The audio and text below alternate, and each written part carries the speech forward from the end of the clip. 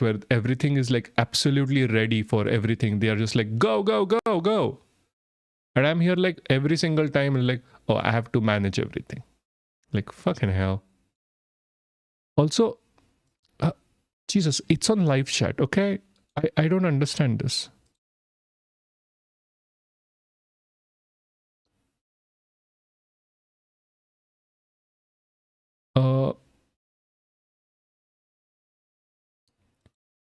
So the issue that is happening here is you're seeing top chat, okay? I am seeing live chat, which doesn't make sense.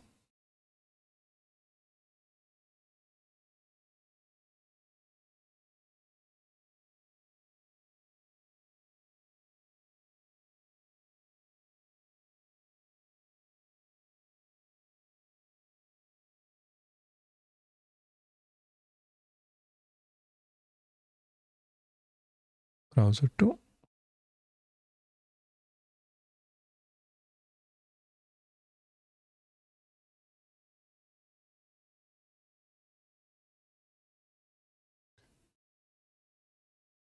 Better.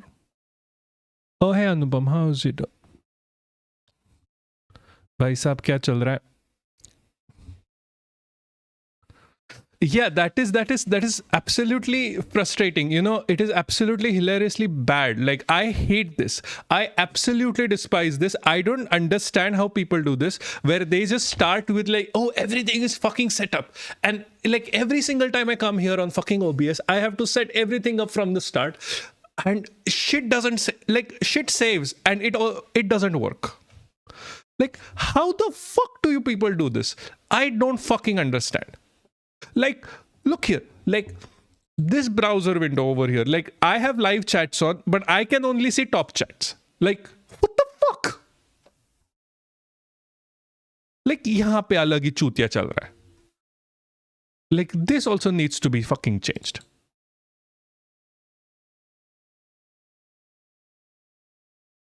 Like, seriously, what the fuck is wrong with this? This is every fucking time, you know, every fucking time. 10 minutes, I have to change fucking everything. Every fucking thing I have to change every fucking single time. There is no consistency with fucking OBS. OBS doesn't listen. Like, the beginning of a stream, I wish I was like streaming, but like it was like taking like few minutes to go online where it is actually projecting, because I have to adjust the chat, because chat URL changes every fucking time. I don't know. I fucking don't know. I'm tired of this. Like itne baar stream ho gaya, every time there is something or the other issue, there's something or the other that is different. And not to mention the absolute fact that my mic just decides to switch off on its own. And so many times I would be like, yam, yam, yam, yam, yam, yam, yam. Like, literally, nothing comes up. Nothing comes up. Literally, nothing comes up. Can someone please, if you're listening to this, if you're listening to me ranting, someone please check how do I change top chat to live chat inside the browser window on this screen? Like, I cannot change it here. I have already changed it here, where I have control with. Like, this representation of the browser window, I have zero control, okay? Like body, ground, yada, yada, yada, shut down source when not visible, refresh source when scene becomes active. Fine. How do I change it to top chat? Live chat. Jesus, man. If you're still here, like, someone kill me now. Like, जिंदगी में इतना सारा कांड किया है, इससे ज़्यादा frustration मुझे किससे नहीं आया है. And I swear to you, I have gone through immigration in Poland. Fucking hell, man. साला मेरा गला खराब है यहाँ पे पहले ही, ऊपर से बीमार हूँ अलग से, and ये सब गांड मस्ती करना पड़ रहा है. See, it doesn't work. You know, like, I am on live chat in the browser window where I am.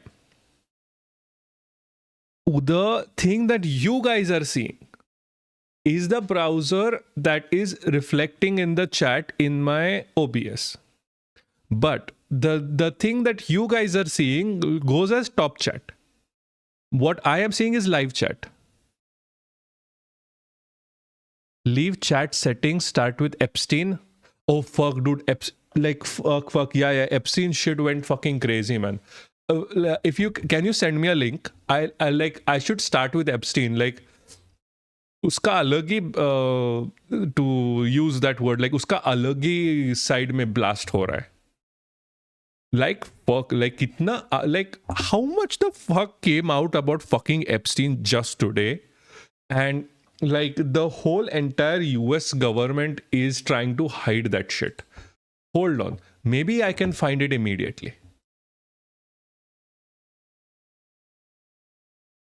Like किधर है? Also, can you please share, Anup and please share the stream ka code, because again, stream whenever it's a link, they always push it down. Hold on.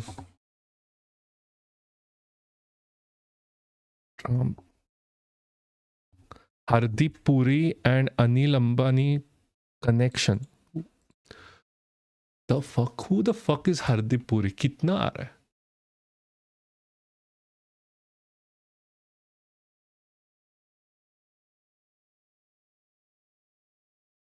Mercy plea against arbitral awarded. Oh shit.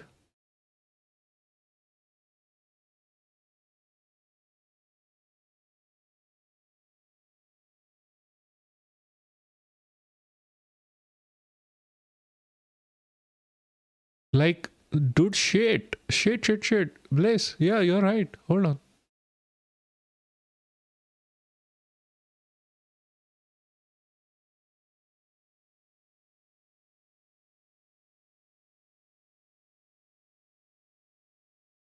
Truth alone triumphs. Hardeep Puri on essay allowing DMRC plea against arbitral award of rupees. How much? Oh yeah. Yeah. That was obvious. Like jab ye hua tha, so I said it even then. Indians are going to be there. There is no way in hell Indian ministers are not going to be in the Epstein list. No way in hell. Like, if you think Indian ministers are like doodh ka dhula, like they are going to be worse than Americans. Americans, some of them at least have a backbone. Some, not all. Like at least around what? How many was this? 7% of them have a backbone where they are not affiliated with the Israeli lobbies. Indians, all of them are. Like, I fucking swear to you, half of them are going to be, but they are using like different fucking names. Like सब होंगे, BJP, Congress, सब list में तो सब आने वाले हैं.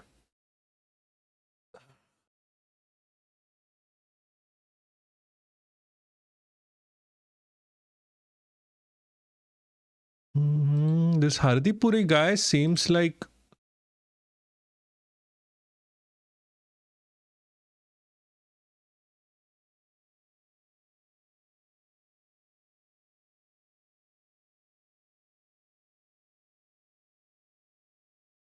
yeah. Okay, we'll talk about Epstein too. Yeah, we will talk about Epstein as well. आज तो होने ही दो. Like आज इतना this is my relaxing time now. आज Epstein की मारनी है. Like there is a bigger conspiracy that is going on, and like I don't. So this is not being focused on. First of all, let me tell you. So when drop site news actually, yeah, obviously, like you're not going to believe me when I say this. Modi had a person trapped inside his house.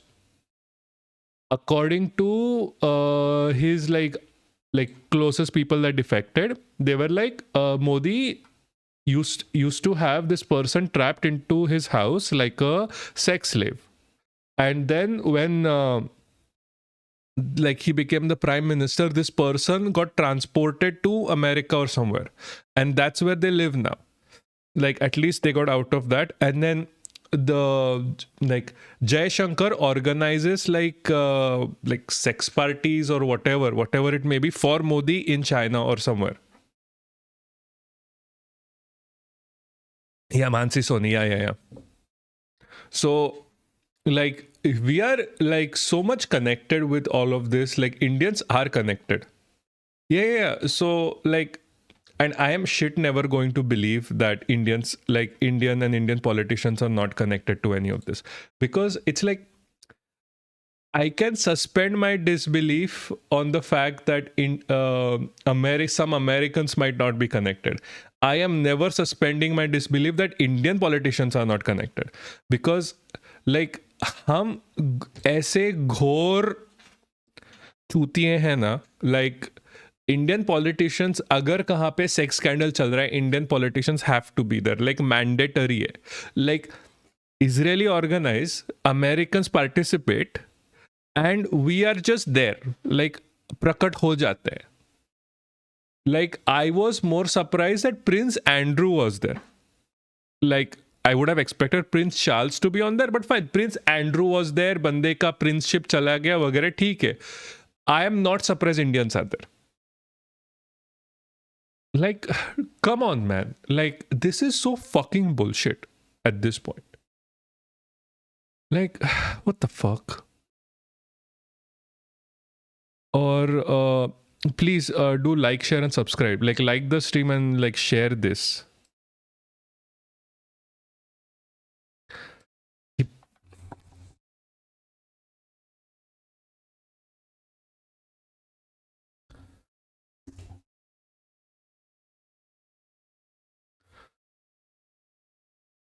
We'll talk about all of this. I'm just waiting for people to come in. Like, let me just calm the fuck down, because like itna sab wo issue ho like I cannot sometimes calm myself down before like shit like this. Like even if you are like in one of my lectures where I'm taking like, so what happens is when I'm taking lectures like marine biology वगैरह के, and there is like a tangent that is going on, I sometimes get so involved in that tangent. Like most of the lecture goes of me talking about that tangent. One of the lectures I was taking, I was not even taking a marine biology lecture, okay? This happened like last year. I was taking an English lecture. I was a guest speaker, and the lady was like, oh, hey, let me introduce to you Neil. He's a PhD student, doctoral student, and like he's a marine biologist. So maybe he'll also talk to us about like dolphins and like whales. I shit you not. I re-edited my entire speech to include like first 15 minutes about dolphins and whales and how fucking shit dolphins are, and why you should never be willing to like even interact with a dolphin. So and it took me quite a while. I mean, I was pretty famous after that. Like, don't worry about it. Like, as far as I understand it, I'm a very good lecturer. So once I get into shit like this, like when this starts annoying me, I'll keep talking about this. Like, I don't give a shit about the talk anymore. Like, forget everything else. Hi, we have one other person. So, hello. Please like, share, and subscribe. It really, really, really helps. I think that's Bharat Bhai. Like, share, and subscribe. Please reshare the one on X. That has been the only way people are getting to know that we are live. Because people joining in, like a lot of times back end pe people watch these videos again. Live pe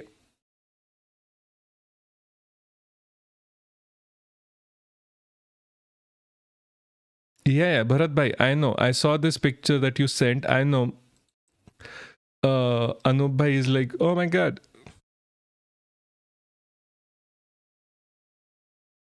Jesus God, how did this happen? How did this fucking happen?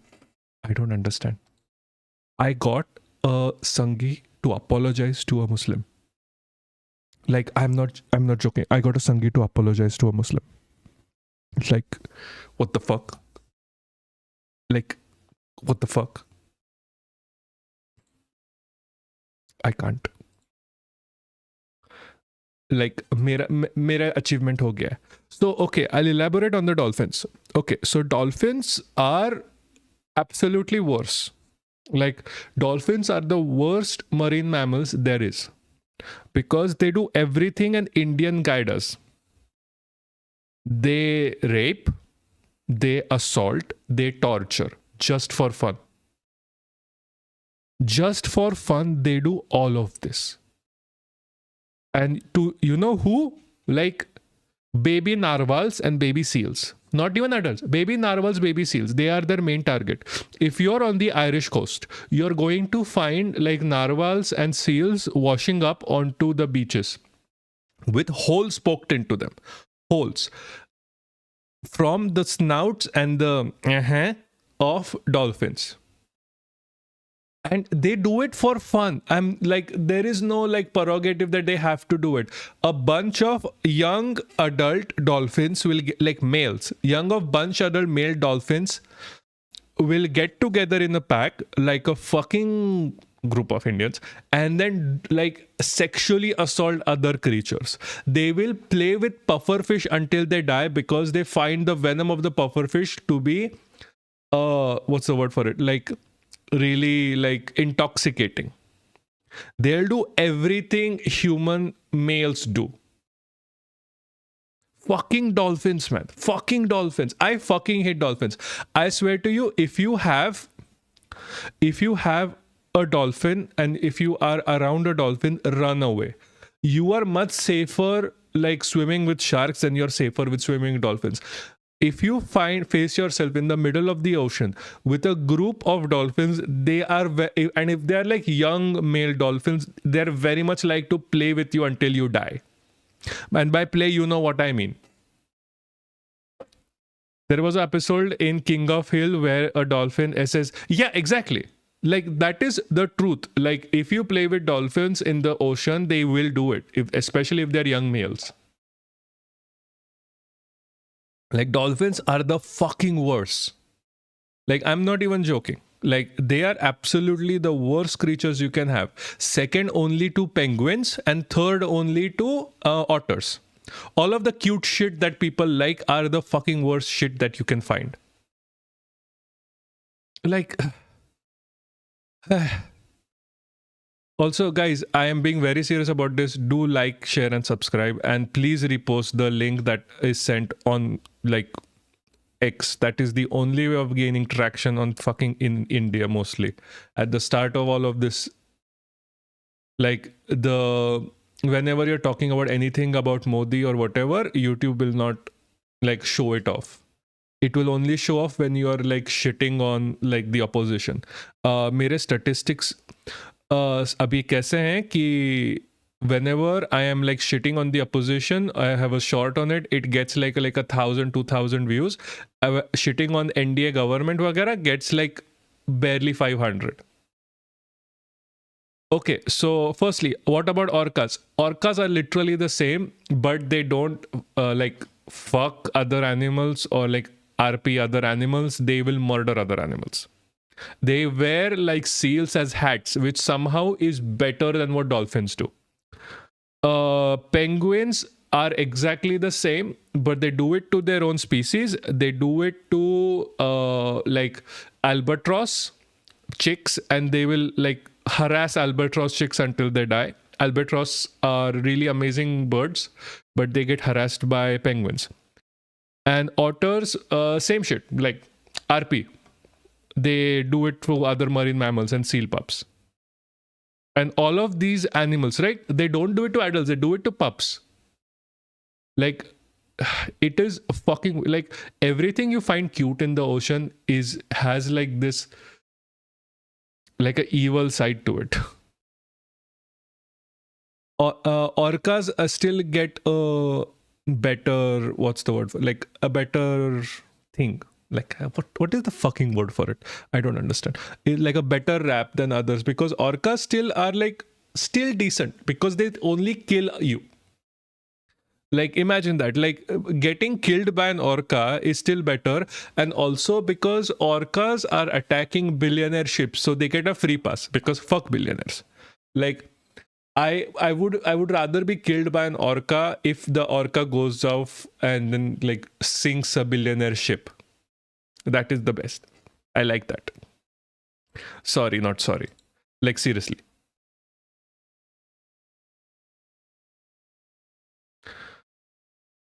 Yeah, see, that is still a good starting point. I do agree, but it's like, first of all, it's shorts. Like the other actual videos get like 100 plus, but it's fine. But it's like, I have noticed that when I'm shitting on the opposition, it gets a lot more views. Where like YouTube will actively push it more in India if it's shitting on the opposition. Like there is money to be made, like being like grifting to the right. So that's why I'm saying, like, please push this a lot more because left wing वालों को भी मिलना चाहिए ना थोड़ा content. सिर्फ right wing को content मिला तो क्या ही बोल सकते हैं.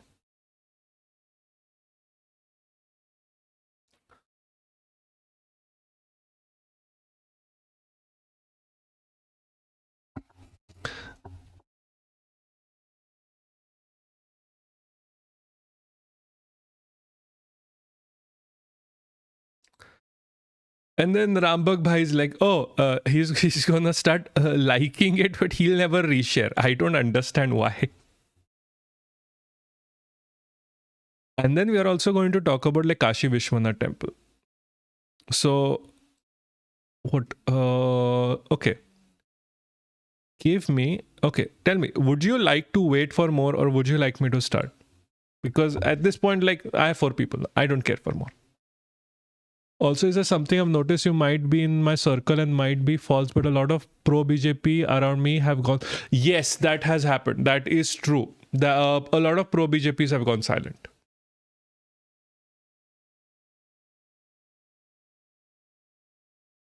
I think it goes beyond right. There's active. Yes, there is obviously there's active collusion. Like no. Like you're right. Like India mein YouTube works with the government. Like it's not even like false. It is true. Also, when you talk say about like pro BJP people have gone silent, do you mean online, or do you mean like in your circle? Because in your circle everyone is feeling the heat of air pollution and what is happening. So that's why अभी मुंह उठा के बात करने के लिए कुछ है नहीं ना उनके पास. Also, like Anup, like literally I'm telling you, it is not a tinfoil hat. Like YouTube will actively push like government propaganda because it needs to stay relevant. Like people when cheering for opposition haven't even talked about Delhi, let alone cheering for anti-terror. Yes, because अभी propaganda push नहीं हो रहा है ना. See, all of these BJP people need their WhatsApp to talk about it. They don't have thinking capacity anymore. Like that has been completely ruined.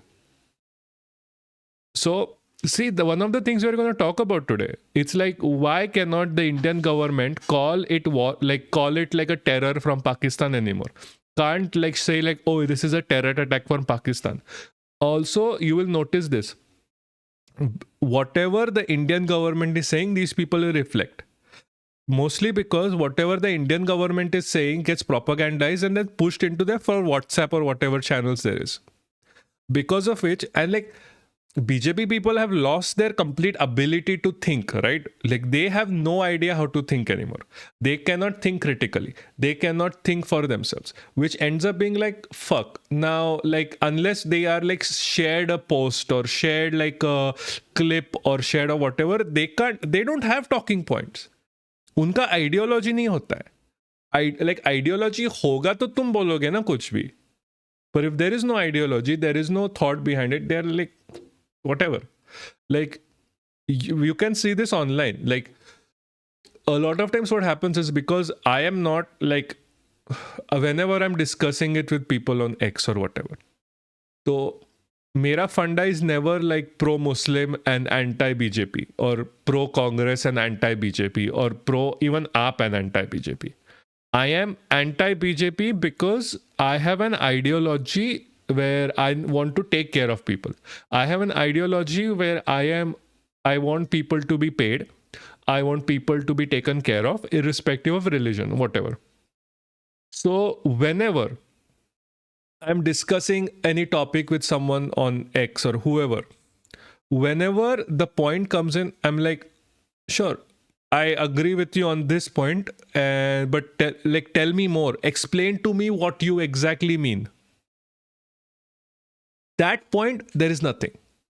That is the point when they start abusing, because they have literally nothing over there to discuss, because they have no idea what's going on, because they only are in a situation where they can only respond to threats and they can only respond to abuses, because that's how people treat them and that's what they have been told to do.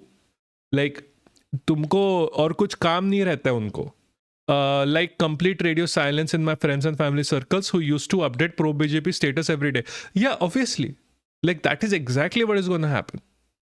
Because unka propaganda nahi aa raha hai na, boss. Like, they are not getting those WhatsApp messages, because at this point of time, even after the Delhi blast, Indian government cannot say this is Pakistan, cannot go to war, cannot do all of this BS, because at the end of the day, what is going to happen is this is going to like bite them in their asses internationally. Abhi wahi ho raha hai. Because they went into OP Sindoor and warmongering so fast, so fucking fast, they flew into it. You can feel the repercussions in international treaties and policies. Us time I said the same thing. OP Sindoor was such a fucking failure, not because you destroyed it, not because of whatever, not because of who theoretically won or theoretically lost. OP Sindoor was a fucking failure because they attacked Pakistan without proof, which also meant that internationally, hamari gaand baj rahi hai abhi. We have literally no support.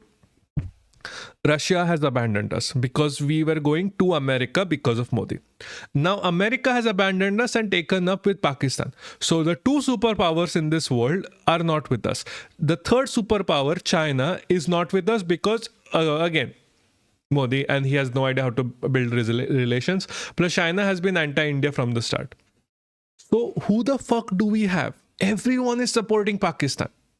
So, ye point ko, these fucking people cannot go and attack fucking Pakistan. Even like tomorrow, say tomorrow, we get invaded by Pakistan. These guys will not be able to respond.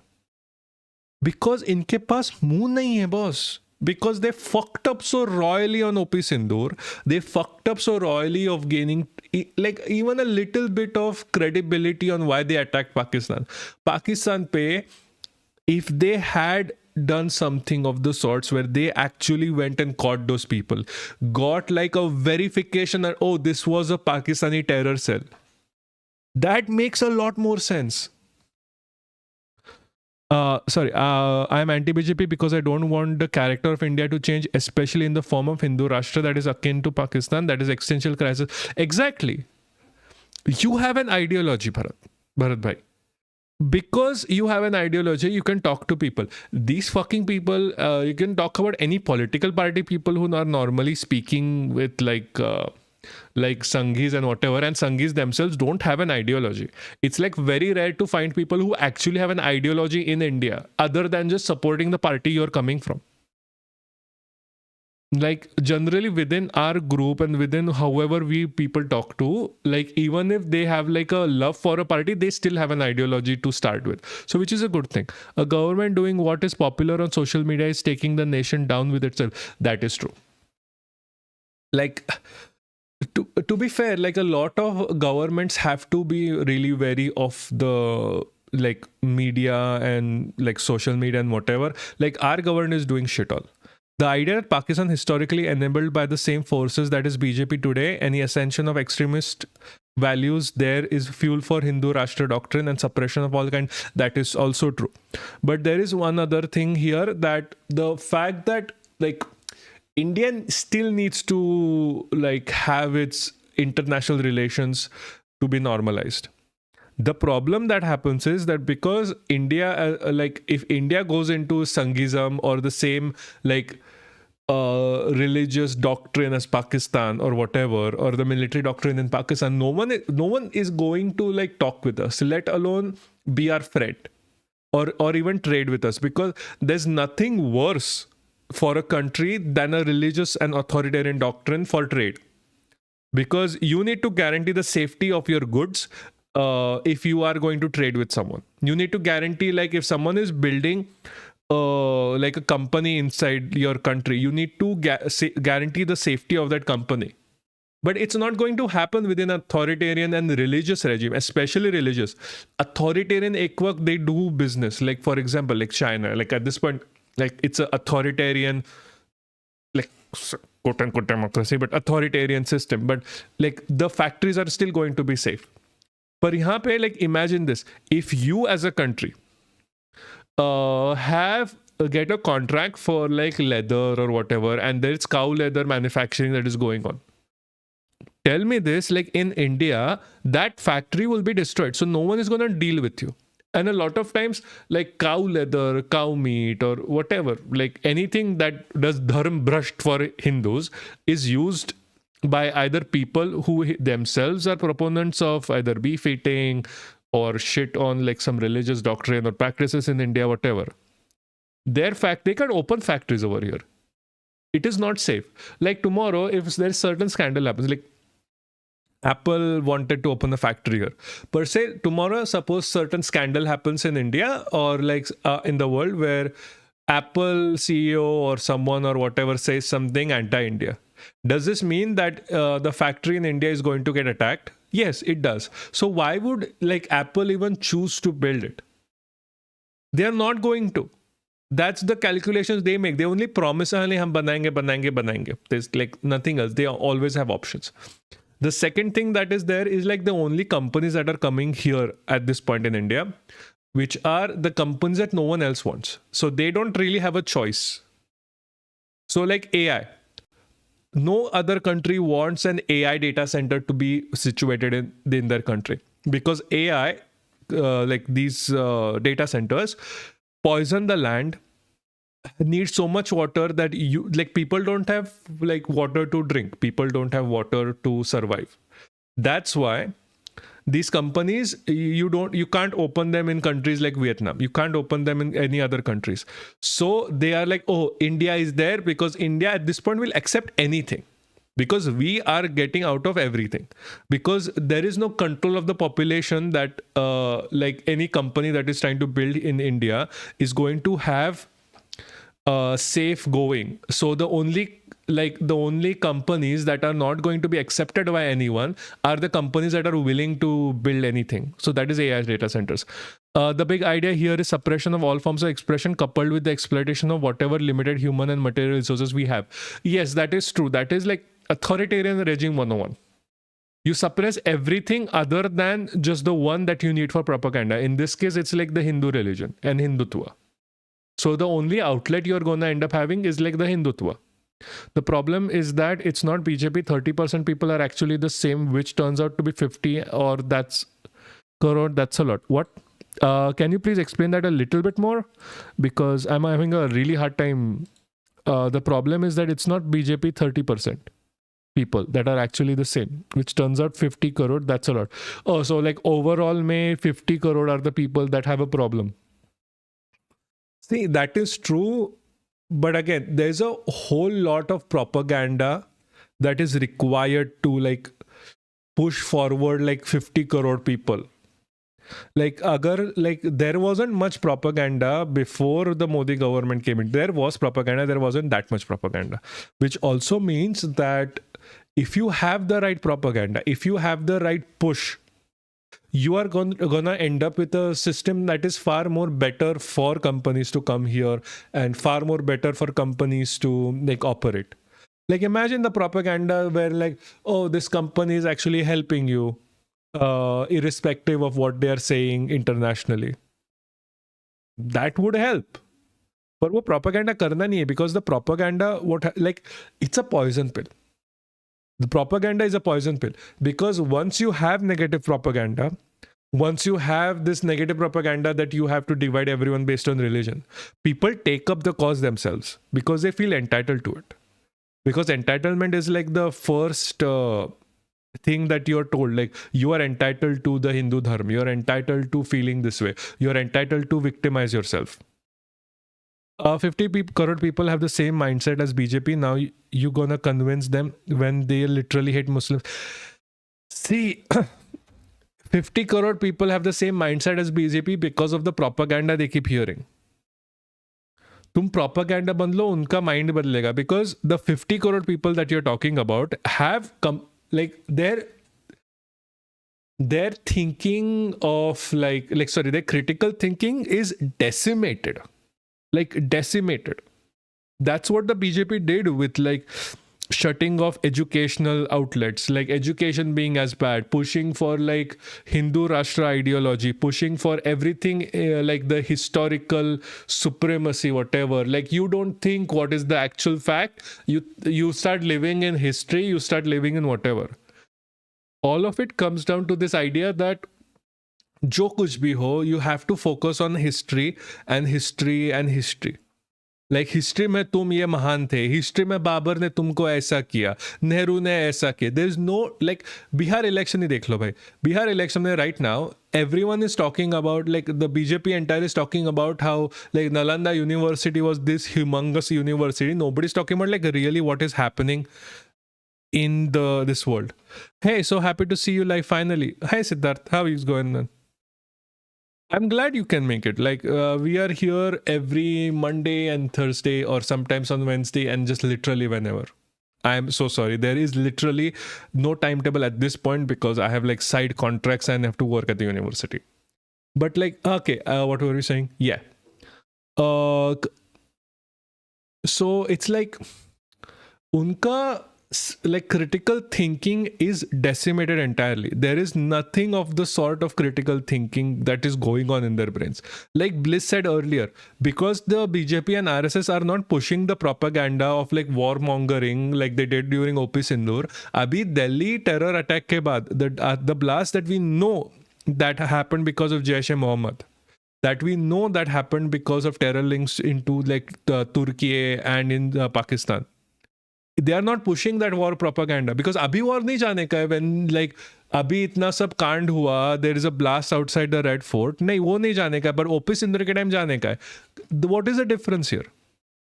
Like OP Sindoor ke time it was in Kashmir, this was in like next to your, like in your capital city. Yeah. So we are talking about right now, Soumitra, we are talking about like how propaganda is affecting like the Indian mindset. We are not even into the main point. Everyone like Bharat Bhai and Bliss kind of started me down this path. Now I am just stuck in it and I can't get out. Help. Anyway, so what I was saying, yeah. So abhi, like what is the difference? Like अभी दिल्ली में bomb blast हुए and we know where they are coming from, and yet इनको war mongery नहीं चल रहा है अभी. Y war अभी क्यों नहीं why during OP Sindoor? Because all of these people have lost the ability to think critically. They only go by propaganda. इसमें कंसिस्टेंसी नहीं है. So when you talk about like 50 crore people have a BJP mindset, they do not. They have the mindset of the propaganda they are fucking fed. So you replace this propaganda with pro-LGBTQ, pro-Muslim, pro-minorities propaganda. They'll be pro-minorities tomorrow. Half of the BJP people that we are fighting right now on the internet are going to be like, oh, we love Muslims, we love minorities, we love Dalits. They're the best thing to happen to India. कल बोलेंगे भाई, कल. Just because unka propaganda वैसा, because BJP has systematically destroyed their ability to think critically about everything. उनके पास ideology नहीं होता है. BJP people have literally zero ideology. Like Indian politicians though never had ideology. Like there is no belief I have in Indian politicians to have an ideology, but Indian people used to have ideology. Indian people used to know what is right or wrong. अभी वो destroy कर रहे हैं वो. Yeah, also if you like, not if you can, like, share and subscribe guys. I fucking swear, if you guys are like, if you have not liked it, like the fucking stream, because like I need this to be pushed forward. Consider inviting Amit sometime. I will if he wants to come.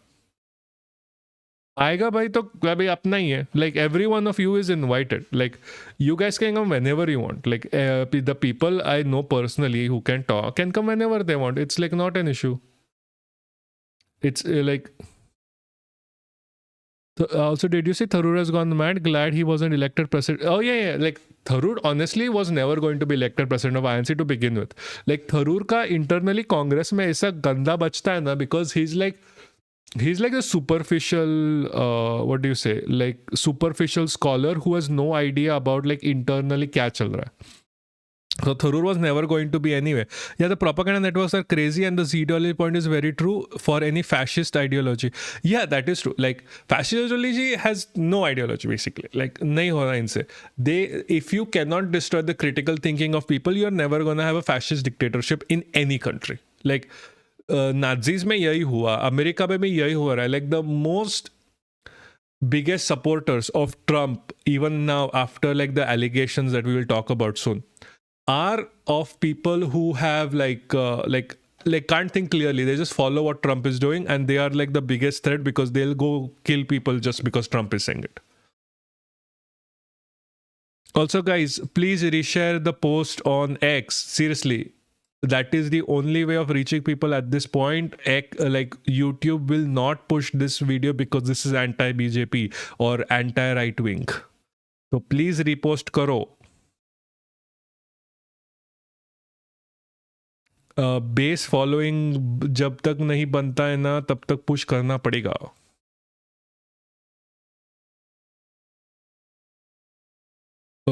What was the thing? Yeah.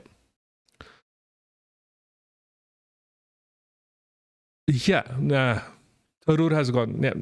Bliss Tharoor has gone mad because you're talking to her. So yeah, so Tharoor is an opportunist, but you know, I genuinely do like it's very hard to like say this because he's a fucking idiot.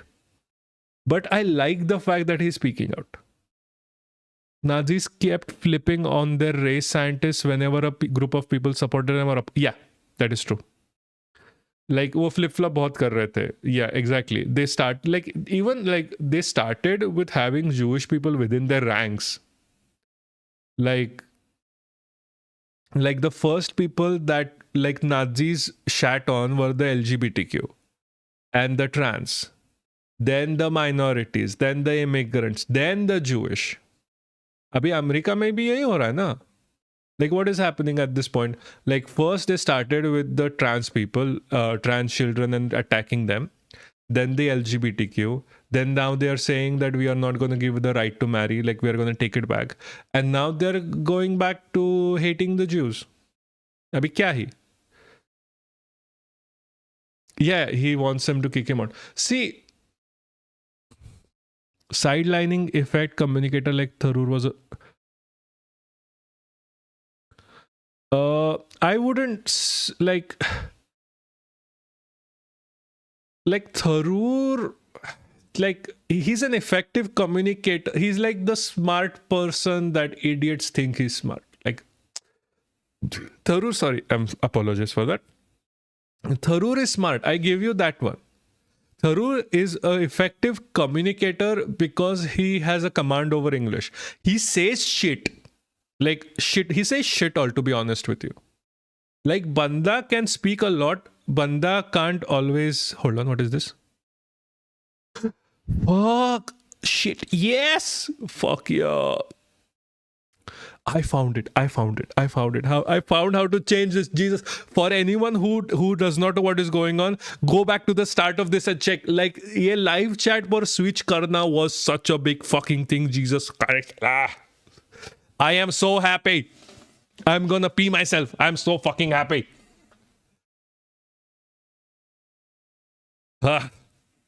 See, the thing I like about Tharoor, because Tharoor has always fought for things that are like more or less still important for the country.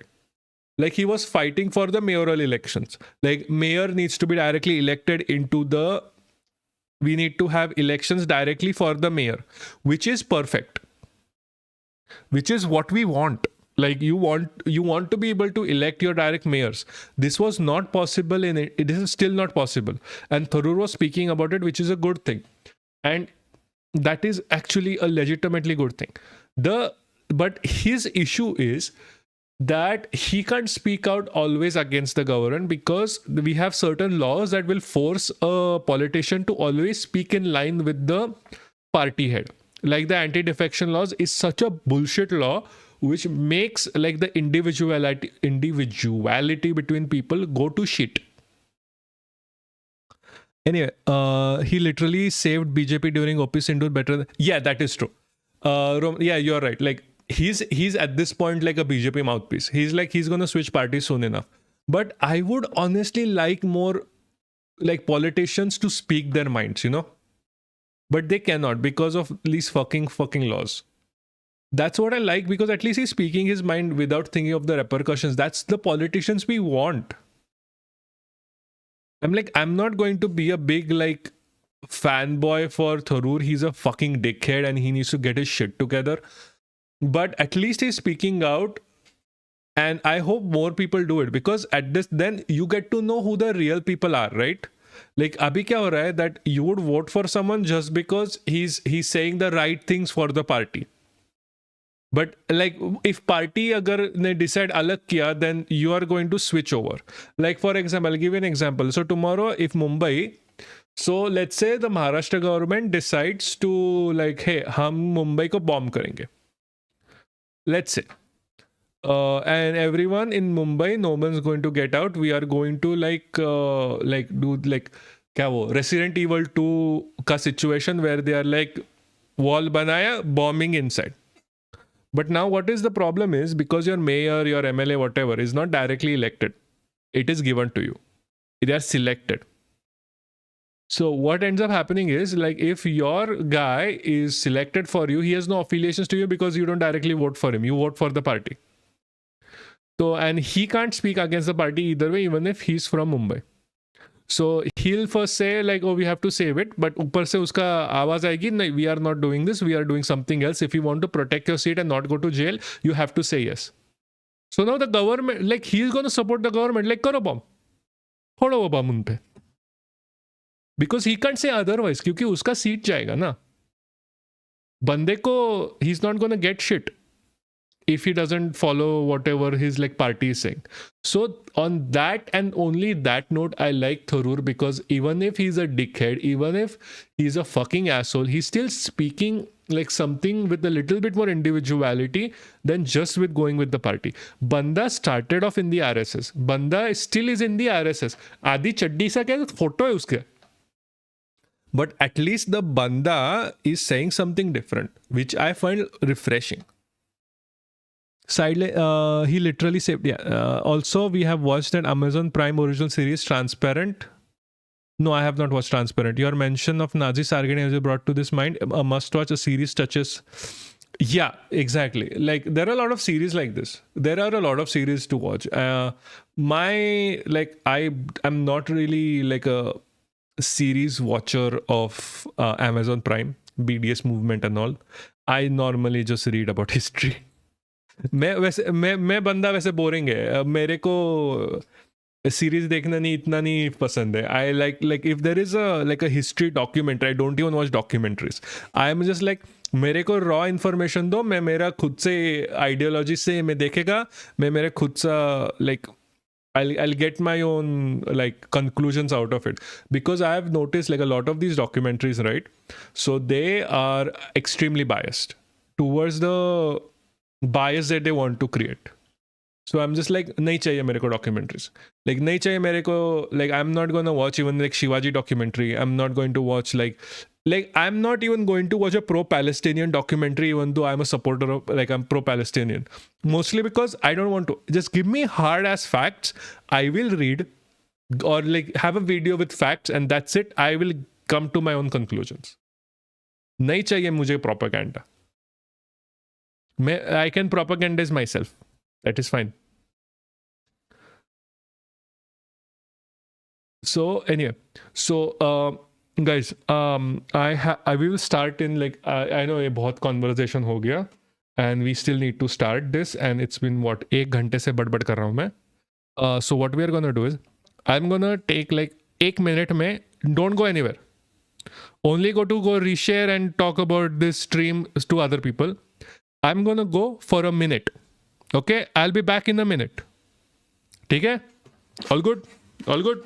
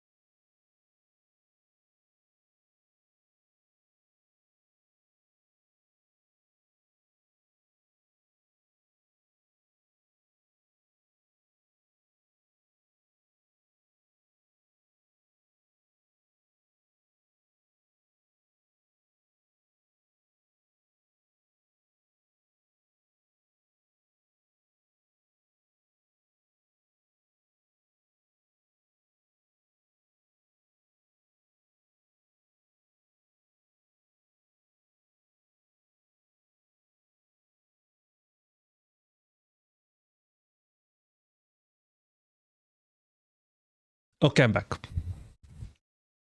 The mayor thing you're talking about is only in a few states, and in other states like UP, Bihar, mayor are, yeah, see, that is true, but there's a lot of other people in this world, so not in India, that cannot cannot elect their own mayor, which is something that needs to happen.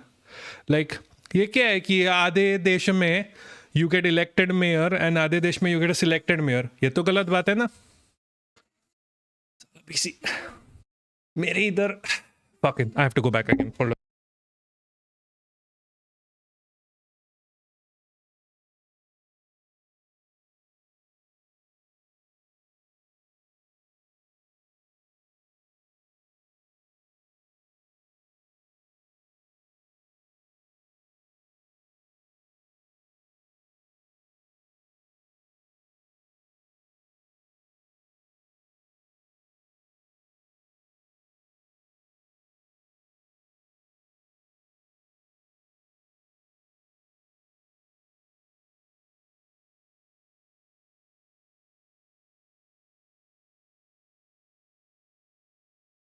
I am back, bitches. Finally.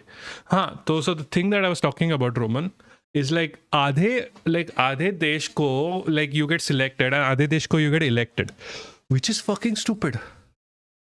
Why would you do that? ऊपर से anti-defection law still exists. Like why did the fucking Congress ever make that law? Like you are like government level pe tumhari, you are working and you can't convince your own fucking people to vote for your cause. So why should the country support this cause? Like I understand कि like लोग corruption करते हैं, लोग ये करते हैं, लोग वो करते हैं. Dude, get better corruption laws. You know why people are not corrupt in China? They fucking like hang you for corruption. Get a law like that. कौन करेगा करप्शन उसके बाद फिर? एंटी डिफेक्शन लॉ की क्या जरूरत है? Like fuck you guys, like fuck these guys, man. Fuck the Congress, like Rajiv Gandhi Congress or the anti-defection law. Like it's a fucking black law, man. Yeah. So you know, the other day I am like fucking sick, right? And yeah, I was in doing this live when I was sick, and just like my partner was just standing here. I'm like, अबे साले चूतिए तू बीमार है, तू इतनी बड़बड़ क्यों कर रहा है? And I'm just like, I like this. This is fun. These are my friends. All of you guys are my friends now. I'm sorry, you don't get a choice.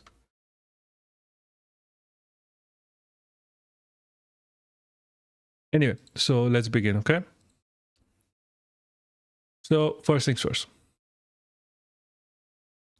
Anyone wants to say anything before we start? Abhi bata do. I don't want to keep coming back to this. Because you know I will. Bliss herself has sidetracked me like 300 times during previous lives. I love her and she's amazing. But you have sidetracked me a lot as well.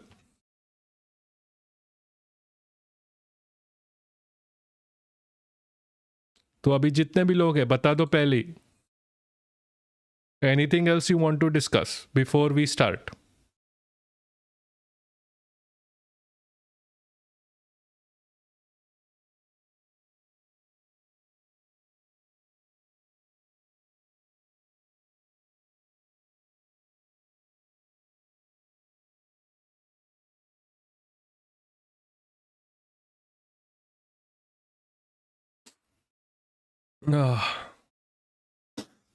Shit, I'm getting sick again.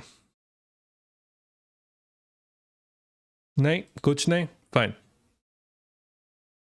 तुम्हारी permission है सब लोगों की, तो we are gonna start.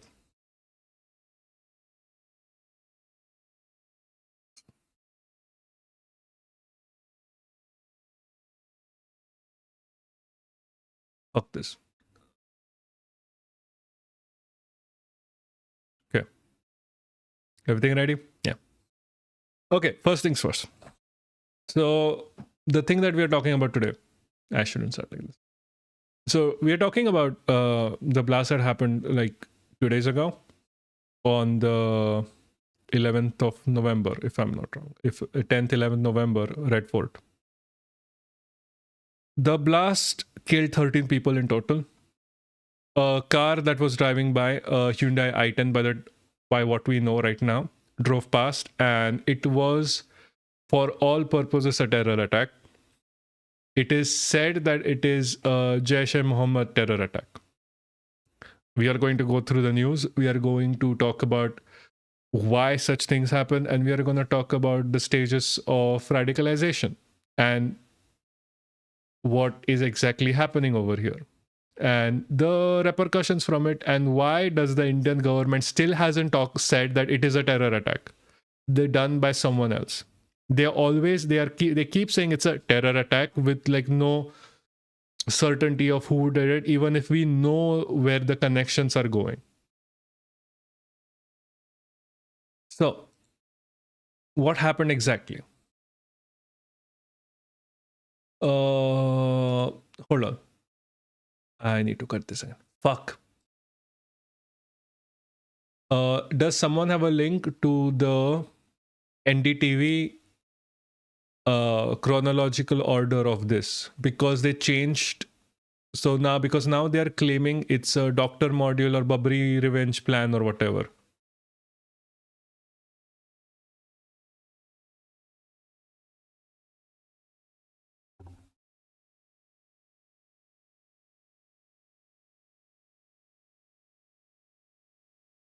Okay. So we can do.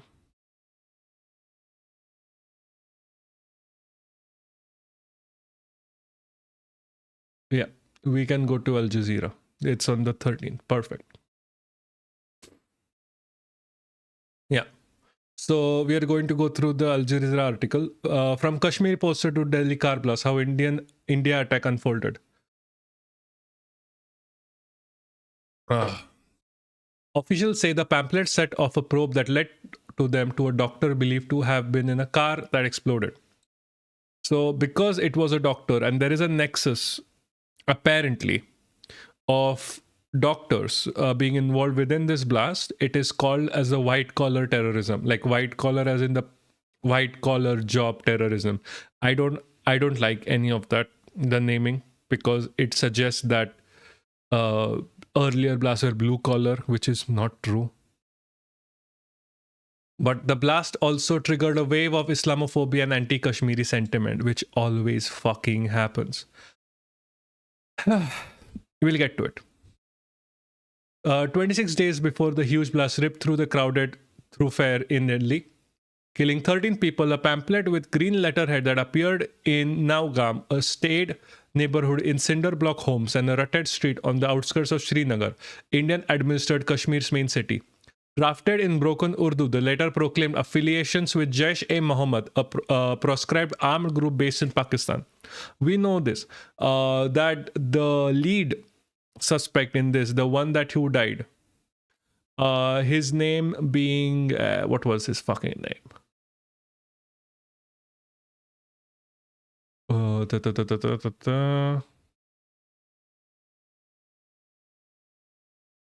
Again, if you know his name, text it right now. That's your job. That is the Abdul Raut Azhar. No, this is IC 800. Text his name. That is your job right now. To remind me of names. I forget names.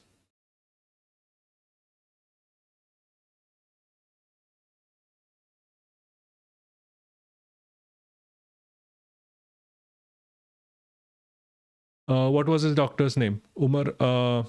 Yeah, Umar Mohammed. So Umar Mohammed was in contacts with Jaish-e-Mohammed, the terror group. That's much we know. He had a handler from Turkey. Turkey is the new name of Turkey, the country. Going on, the text was loaded with warnings directed at the Indian government forces stationed in the region, and those in the local population seem to have betrayed the Kashmiri separatist movement. So, we have to talk about the Kashmiri separatist movement. The Kashmiri separatist movement is a movement within Kashmir that talks for the separation of Kashmir from India. The majority of locals from Kashmir do not want that. We have to get it clear. These are Muslims who do not want to separate from India. When Kashmir was formed, it was given autonomy and to be protected by the Indian government. It was always looked at as a land for the Indian government, not for its people, which is a problem, which causes isolation. And using this isolation, Pakistan and other such, let's say, non-allies of India, because we can say like opponents or ops or whatever, have always wanted to destabilize Kashmir and take it away from India. Like China wants like the north of Kashmir, Pakistan wants the whole of Kashmir. But the Indian government did not do itself any favors, because if you want to keep a population happy and with them, they are always anti-Kashmiri, because they look at Kashmiri as Muslims and not as Indians. And the anti-Muslim sentiment within especially the BJP is extremely strong. Even today, after like abrogation of Article 377, what has happened is that even though like Kashmir, like Jammu and Kashmir are technically two different states now, the people of Kashmir still face oppression. The people of Kashmir and the Muslims of Kashmir, because they are Muslims, get like, it is unavoidable to have this, still face oppression in the form of like, they are not treated well when they travel within India. They are looked at as terrorists. They are pushed forward as like the evil people of Kashmir that want to keep Kashmir away. Even though whenever something bad has happened, the people of Kashmir have always supported India. The people of Kashmir have always put forth that we are part of India, we are Indians, we want to be part of India, we do not want to be part of Pakistan. And these protests have gone on, even through heavy militarization of that region by the Indian army. Even though the Indian army has been accused of a lot of misdoings, like rapes, murders, systematic oppression of these people, they have been accused of everything. And these accusations aren't even baseless, because if they were baseless, the Indian government would have allowed the United Nations to check up on the people of Kashmir, but they have not. They have kicked out the delegation from the UN that was situated within Kashmir. It all points to the fact that they have increased the oppression of the Kashmiri people, and even through them, especially after the Pahalgam incident happened where 26 people were killed, the Kashmiri people have constantly said, we are Indians, we are part of India. Always remember that whenever you're dealing with a Kashmiri, because it's very easy to think of Kashmiris as terrorists. It is extremely easy. Whenever something like this goes on, irrespective of whether Kashmiri people are part of this, like during Pahalgam, we have as Indians, and this is you and me, this is like, we represent every Hindu there is, or every Indian there is. We have consistently oppressed, because we're talking about India, and it's still you and me. We have oppressed Kashmiris, and still they choose to stick by us. Imagine that. Where we as a people have given them a life of hell. We have we have learned how to deal with Kashmiris from Israel and how they deal with Palestinians. And yet, the people of Kashmir want to be part of India. Imagine that. Why do we vilify them so much? Why do we make them feel like secondary citizens of India? For the BJP, these people are a nuisance, because for the BJP, they are just Muslims, and the BJP historically and even today hates Muslims. They are an apartheid party. You and me can be different. Yes, India, you're correct. India has failed the Kashmiri people multiple times. And just look at Kashmiris. Kashmiris still want to be part of India. I feel absolutely bad for them. It's like they are the unwanted child of a mother. Like the story of Dhruv Tara, where Indians are absolutely oppressing these people. Like the Indian army is, they don't even let the United Nations check up on them. And all they want to do is love from the country that is doing all of this to them. Anyway, the thing said, we warn the local people of strict action who do not adhere to this warning. The poster read, the cautioning shopkeepers on the highway between Srinagar and Jammu and other key cities against sheltering government forces. Kashmiris are being threatened by Jaish-e-Mohammed that did the attack, and then we are still blaming Kashmiris. Come the fuck on. Such missives were once common from local and Pakistani-backed armed groups at the height of the region's movement to break the Indian control in the 1990s and the early 2000s. But after the Indian government revoked Kashmir's special status, scrapped its statehood, and split the area into two federally ruled territories in August 2019, such posters have been less common. Oh, sorry. And armed violence has fallen too. See, we don't know this because there's no information coming out. I don't know how they are saying this. Armed attacks came down from 597 in 2018 to 145 in 2025, which does not sound correct because I'll tell you why. The Indian government has consistently said in the SC that the occupation that is happening by the Indian army over there and the pressure that is being maintained is because the state is unstable. The official numbers may not reflect the official status of Kashmir, a platform that tracks and analyzes attacks in South Asia. Fine. The emergence of the pamphlet set off a 3-week manhunt spanning Kashmir and multiple Indian regions. It was an investigation, says officials, that connected the threads between multiple individuals plotting an attack, including a doctor believed to have been driving the car that exploded on a packed street junction in New Delhi on Monday, barely meters, a few feet from the ramparts of the Red Fort, a famous Mughal-era monument. The case and its coverage in large parts of Indian media have been prompted a wave of Islamophobia and anti-Kashmir sentiment. Yes, that is true. So apparently, as it comes out, that all of this was already known to the Indian army as before. Anyway, recent development drive accounts, I'm reading the comments. Recent development accounts for heavy corruption and loot of resources that could have attained confidence of Kashmiris. Time and patience is actually running out if the system doesn't change. 2025 onwards, there exists no scope of legacy of loot and corruption culture that is the root of all the suffering, especially in Kashmir. That is true. I cannot understand why Kashmiris are made to feel this way. I cannot understand why the Indian government still chooses to oppress them. Kashmiri locals are the biggest asset the government has against terror groups. Once you have the people part like you as their government, there is nothing you can't do within the region. But if you keep isolating them, if you keep pushing them, if you keep making them suffer for the reason of being Kashmiri and Muslim, it's going to be a problem. Like, people think like, is like do they really think that Islamophobia across India is not affecting Kashmiris? They do see this. They have internet whenever they do. Like, that's one more thing. They don't have internet for most of the year. But it is really easy to radicalize someone who feels threatened. And it's really easy, especially to radicalize the youth of Kashmir against India, because they are given nothing by the Indian government. Indian government, for major parts, is seen as an oppressor. Why would you want that? Anyway, going back, scholars and the doctors.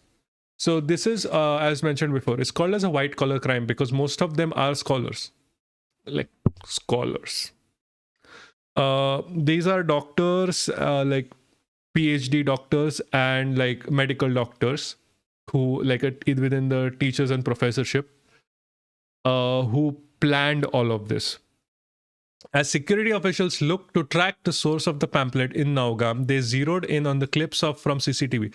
Based on what they saw, picked up a couple of suspects, among whom a Muslim scholar from Shopian district in South Kashmir. A police official based in Kashmir told Al Jazeera on condition of anonymity, and he wasn't authorized to talk to the media. Yeah. And some of these people don't want the status quo change to gain benefits from numerous defense deals that is enabled via crippling of Kashmir. That is true. Follow the money. All goes back to the defense deals most of the time. The 24-year-old Arfan Ahmed preached at a local mosque in Srinagar where the posters had appeared. His interrogation led to police under the name Rathar, a doctor living in Vanpora village in Kulgam, 20 kilometers away. When the police reached Rathar's house, he wasn't there. Eventually traced and arrested him 500 kilometers away from the dusty town of Sharanpur in the state of Uttar Pradesh, where Rathar was working in a private hospital. The police claimed that they found an assault rifle in the locker of the Government Medical College Antang in Kashmir, where he worked until October 2024. Okay. I'm not going to say anything. I don't believe half the things police say. White collar, the entire administrative political class and enablers of such. Yeah, that is true. Here they are trying to demonize, like, look at even the name, white collar criminals. At this point, like, they used to demonize Muslims who are in lower sectors. Now they are trying to start demonizing Muslims in the higher sectors. Now, like, Muslim doctors are going to feel the brunt, where they are going to be called terrorists again. Just because of how they are named within this whole thing. Like, the Indian media does not change its like modus operandi of blaming like innocent Indian Muslims for things like this. It's always Islamophobia, this anti-Kashmir sentiment, that. It's how do they expect things to change? I don't understand. It's always about the TRP. It's always about Islamophobia. It's never about, hey, we need to change things for the better. Never.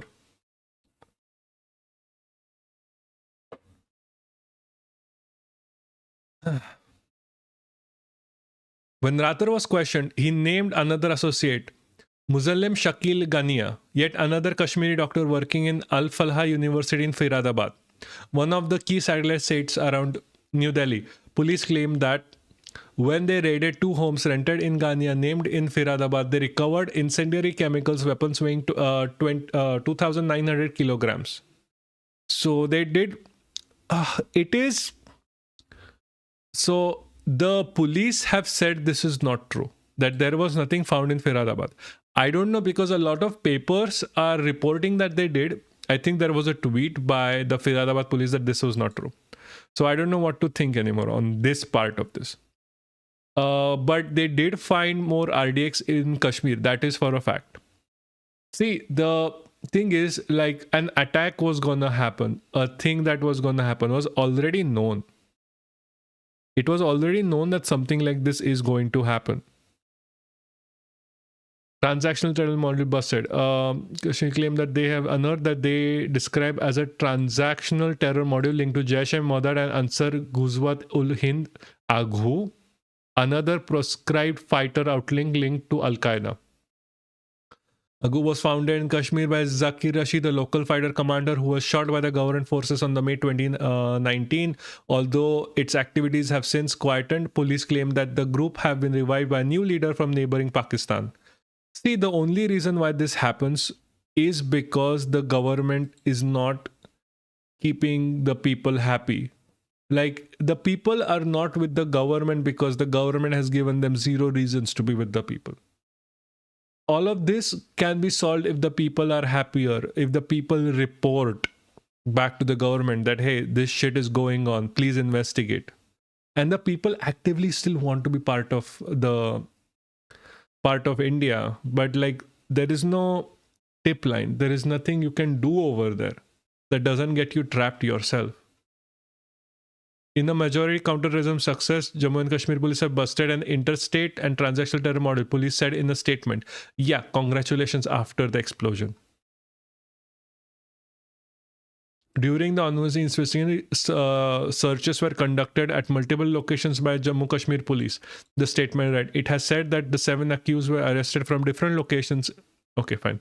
The doctors, Ahmad, and scholars, and 4 other people.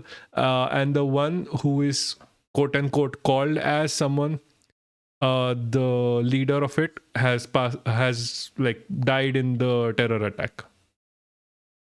The others included a woman from Lucknow in Uttar Pradesh state. Yes. This lady was also, I think, a doctor. She has like some weird quotes randomly, like 4 baje ke baad dekhenge, sab 4 baje ke baad hoga. Shit like that. The officials say that their investigation also led to another Kashmiri doctor, Umar Nabi. Before they could arrest Nabi, though, the Indian capital was rocked on Monday. Explosion during the white sports car laden with explosives, say investigators, was 29-year-old Nabi. See, we don't know that for sure because they don't have the DNA evidence yet. So we'll see. Crackdown across Kashmir. CCTV recordings from New Delhi released by police show a young man in a black mask driving a Hyundai hatchback, Hyundai i10 to be specific, passing through a toll booth in Delhi. Another clip reveals the same vehicle moving slowly through a traffic lock junction before yellow flashlights appeared on the screen. The thing is, the man drove across Firadabad to Delhi. There was no checking. There was nothing in the middle. And you knew an attack was coming. You knew there needs to be like something to stop them from coming into the district, something coming into Delhi. But nothing was done. This brings up a lot of questions on how much security you have in Delhi itself, where you can just drive a car with explosives across state lines into the national capital without a check, without anything.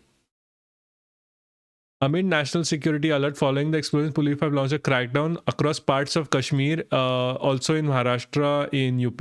On November 12th, heavily armored police and members of the paramilitary roamed the streets in Srinagar, pushing their way into homes for searches.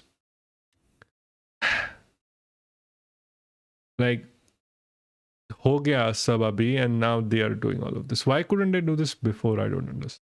Security has conducted 400 searches operations, around 500 people for questioning. Similar rates were reported from the districts of Baramulla, Handwar, Sopore, Kulgam, Pulwama, and Avantipora. So there was this one more thing, like it is connected to Pulwama. Like as we like from the last time a terror attack happened over there before Pahalgam. Which again, I will say this again, was the fault of the government because the government knew something was going to happen.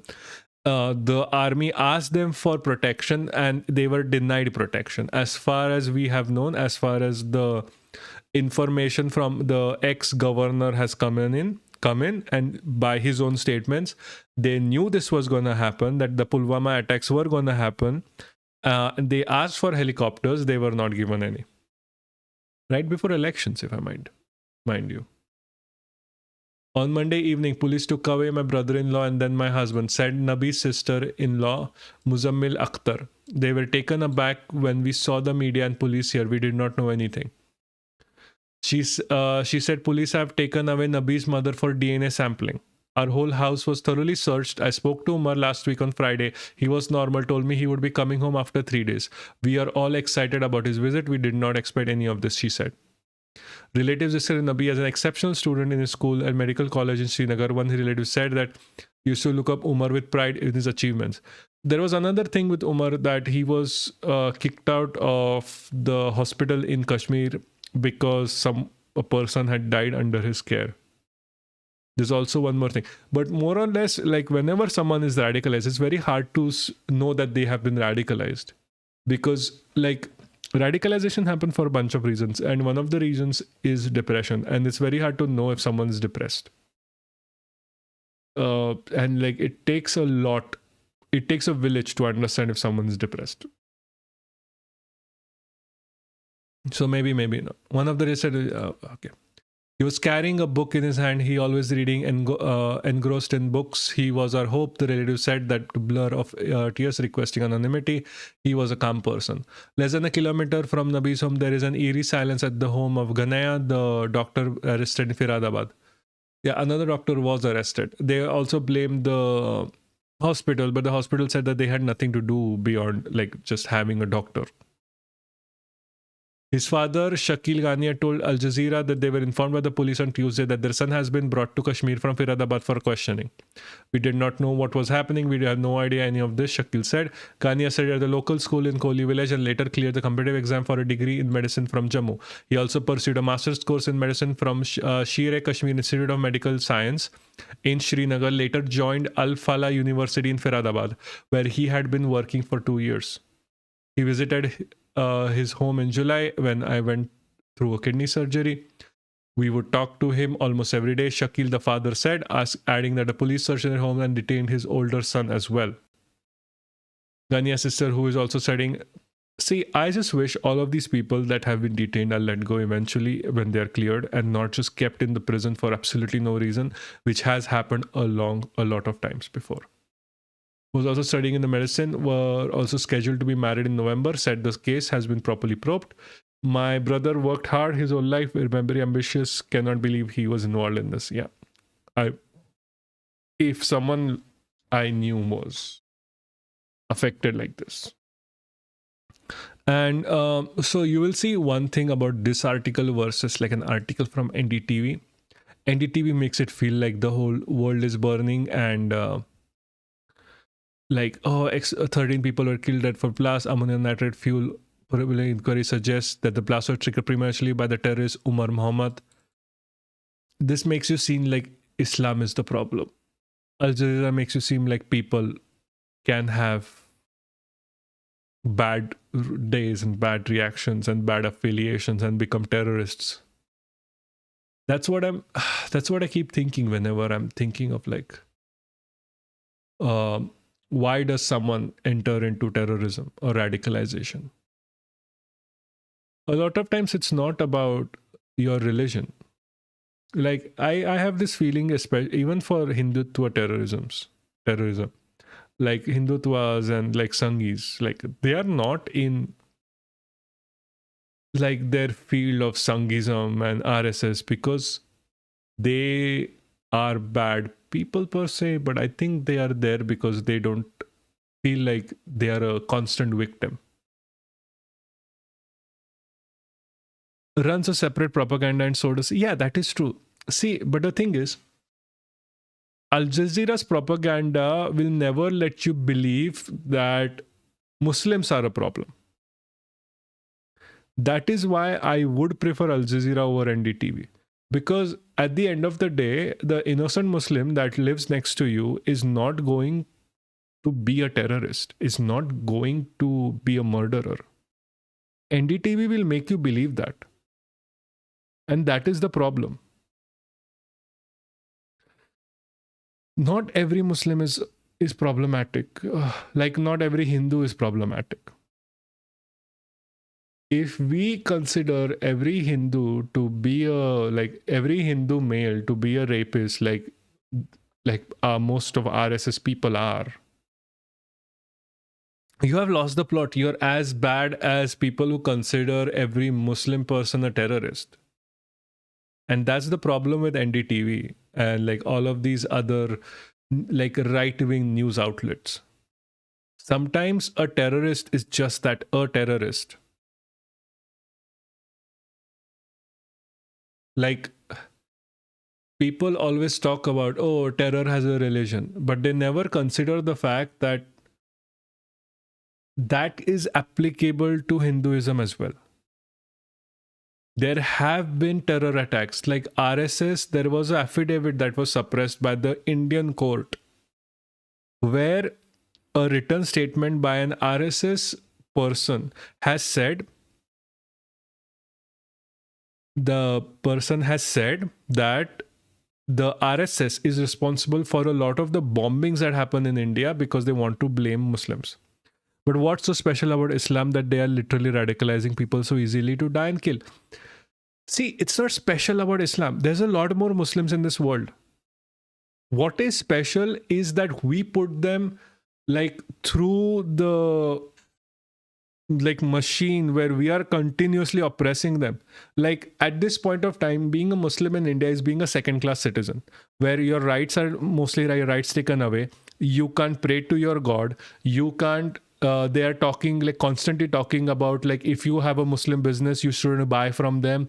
They are being harassed on the road. Wouldn't you be radicalized if this was the situation for you? Wouldn't you? Like they are made to like it's a country they chose. Okay, like they did not like were not like fuck I'm leaving for Pakistan. Like when the partition happened, they were like we chose India. We want to be in India. And yet we treat them like second-class citizens. The BJP treats them like second class citizens. There is no representation for a Muslim within the cabinet in India anymore. Wouldn't you, as a person in that situation, feel like this country has abandoned you? There is no more hope in this country. And this is me talking about just Muslims across India. I'm not even talking about the special kind of hell that Kashmiris are put through. Yes, other terror exists, but the other terror is an answer and reactive to Islamist terror. Not always. Not always. Like, you can talk, like, take Taliban for example. Who created Taliban? Taliban was created by the United States of America. Al-Qaeda was funded and created by the United States of America. Taliban is still funded by the Israelis. They are not like other terror organizations are not a reaction to Islamist terrorism. Islamist terrorism is a reaction to American and European oppression. We need to understand this because America has been fucking over the entire Middle East, Pakistan, even India for years now. They have been exploiting the people. Why did the Iraq war happen? Ask yourself. Did the Iraq war happen because America wanted to protect the Iraqi people? Fuck no. Iraq war happened because that then president of Iraq wanted to nationalize their petroleum supplies where the government will sell the petrol to other countries, and all of these Shell and BP will not just come in and steal the petrol that is there, which is fair. If you have resources within your country, you should be able to sell them. But America didn't want that. And because America didn't want that, they started the Iraq war, the first one. They fight Iran over because of Israel. They did an entire coup in Iran and changed the leader of Iran, the secular leader of Iran who was opposed to any kind of terrorism within the region, by someone who was pro because he was also pro-Israel. They are doing the same thing in Venezuela right now. Why? Because US thinks that it can do anything. They built Taliban. They built, funded, gave weapons and trained Taliban in Afghanistan because they did not like the then leader. Because the leader won't let them do whatever the fuck they wanted in that region. And in Pakistan, these terror outlets, who do you think started funding all of these terror outlets in Pakistan? Fucking white people. Islamic terror is a US supported terror. It was created by these people and it went out of hand, and it always does throughout history, where they always end up biting the hand that feeds them. That is what radicalization does to you. So it is not a reaction to, like, white terrorism is not a reaction to Islamic terrorism. Islamic terrorism is a reaction to white oppression. So you're saying, knowing all this, all the Islamic countries literally suck up to the US knowing? Yes! You know why? The only country that is like saying anything is Iran under Khamenei, because they are still fighting with fucking America over Israel because Israeli occupation within the region. The Egyptian, like, president, prime minister is basically decided by the US at this point. Syrian, basically decided by the US at this point. Iraqi, basically decided by the US at this point. These have become like states that have been completely dependent on America and need to sell America oil at cheap prices, even though oil is still sold expensive to other people, like their own people. Then what other countries are fucking there? All of, like, Yemen and the Houthis are maybe the only one that are a small nation that is like, fuck no, we are a small nation, we are not nuclear, but fuck America. There are only two nations within the Middle East that don't suck up to America. Saudi Arabia, UAE, etc. They get a free pass to do anything with their people and everyone around. Like, go back, see the coverage for the Sudanese genocide, because America is supporting them. They get a free pass to do everything, and they get paid for it. So yeah, like money is like a lot of times, like these politicians and all of these government officials and whatever, like jo bhi kuch bolo, like whoever, they do not care for the people that they are supporting. They do not care for their populace. This is common from India to Islamic states to UAE to America to European states, whatever.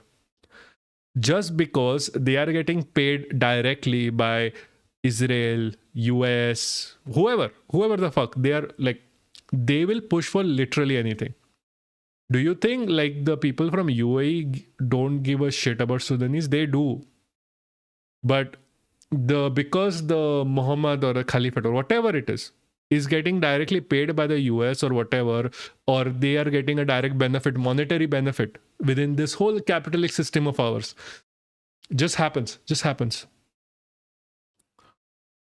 Why can't Muslims unite and fight against this? Are they dumb that they don't? Like, same reason why Hindus don't unite. We know BJP is fucking us over. We know that everyone around the world fucking hates us. Why can't Hindus unite? Because, see, oppression, you can't fight oppression without fighting what is the propaganda surrounding it. And to fight the propaganda surrounding it is the hardest thing ever, because the government will just shut you down. The moment you have an authoritarian regime in place, that more than not always the US has put it in place, even the US currently is going to an authoritarian regime themselves, the first locks that are on are for like news outlets, media. So you can't talk to everyone. Then they start making you hate everyone around you. Like the Shia Sunni hate, the hate for the hate between Shia Muslims. If you are like, one is,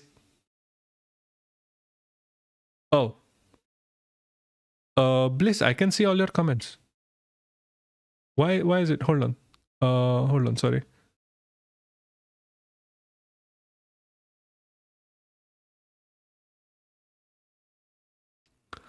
You should be able to post shit now. Check. So like so they'll put like Shia against Sunni. They are gonna put like black Muslims versus white Muslims, or like Arabic Muslims versus Palestinian Muslims. And that's how you control people. You divide them until you can control each group individually. That's why you need, like, getting this idea of unity is so hard, because for people, to Muslims in Muslim countries to unite, you need like to talk about it. And that is the one thing that always gets shat on. That is the one thing that is getting shat on. Let's get to the basic question: why it is all started, and why does the US hate communism so much that they have literally gave birth to terrorism and willing to go to war? Capitalist interests. Capitalist interests. See, capitalism at the base of it requires exploitation. There is no way to make a profit in capitalism without someone being exploited.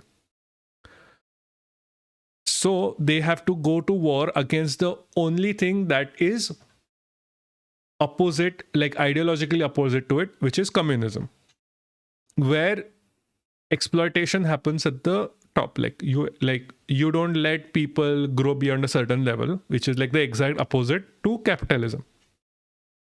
So in the whole of this, why do they birth terrorism in the first place? Is because war is profitable, and US being the country which has the highest production of weapons, where everyone at some point or the other need to buy weapons from the US,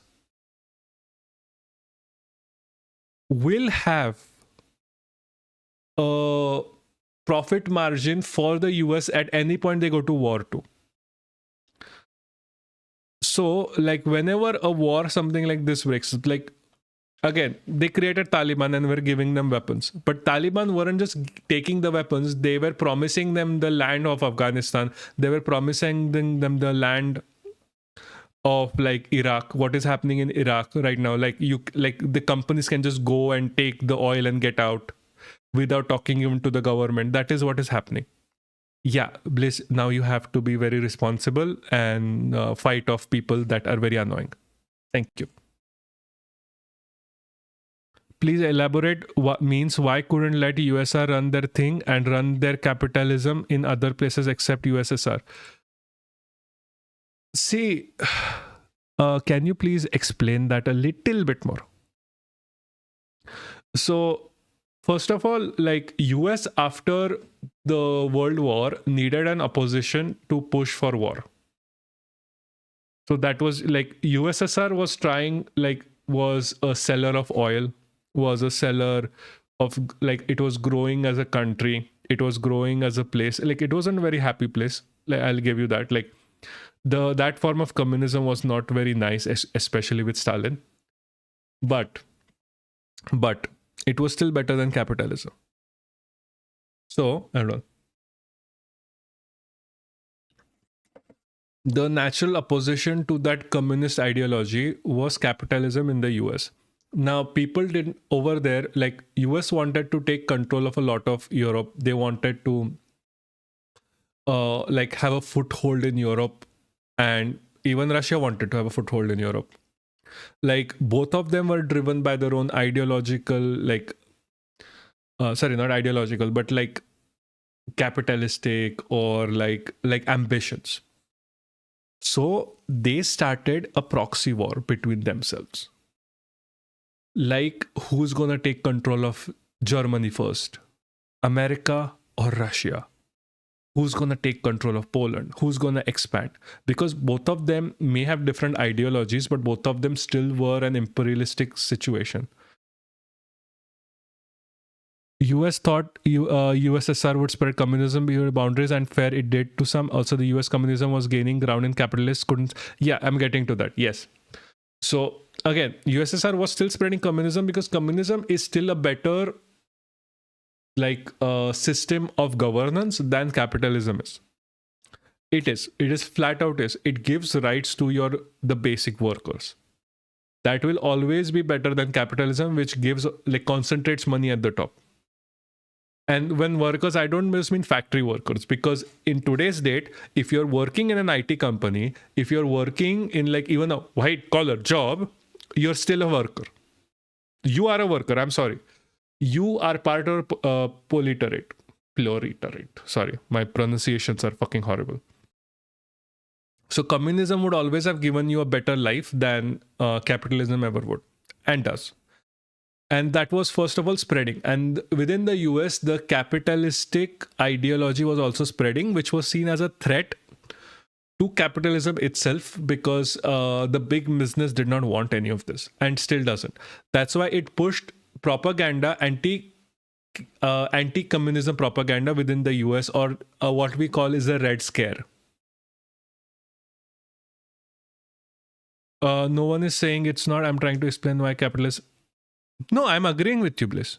I'm actually agreeing with you. Like, I'm not going against you here. I'm just saying yes. I'm saying I'm just getting to it slowly. So that's why the Red Scare happened, because communists and socialists were gaining like a momentum within America itself, and that's why all of this bullshit even started. Like, they were started pushing for like America started pushing for terrorist groups in a lot of places so that their capitalists gain money, they gain control. Because at a state where if US wouldn't have been so prevalent within Middle East, most of them I think would have turned communist. Most of them would have nationalized their oil reserves, and US companies and European companies would be left out. They would have to pay the same price everyone else does. Now they get everything at a discount, which is the problem. So that was something that they were not okay with it. Does that Roman, does it answer your question? That's why they couldn't let even USSR, have their own communism, because an ideology like that is obviously going to spread. Like, who doesn't want their workers to be paid more? Who doesn't want, like I was talking about this to a person yesterday. You are a worker yourself. You are a worker yourself, and why wouldn't you want more rights for yourself? When sewer socialism first came in America, the first thing it did was fix the roads, fix the waterways, fix all of the like hospitals and whatever health health thingies that there were. When capitalism comes somewhere, the first thing they do is sell the land to the rich. They make it easy for the rich to get tax breaks. And everything is like rich, rich, rich, rich. Never for the workers, never for the people underneath you, which is the problem. So, hence, you can't have USSR wouldn't have ever been allowed to sustain because the US was always threatened by it. It's not like rocket science.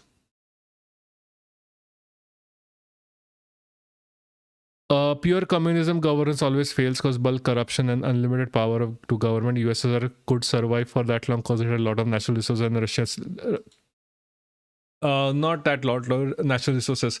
Also, this is like saying, oh, pure communist governments can always fail.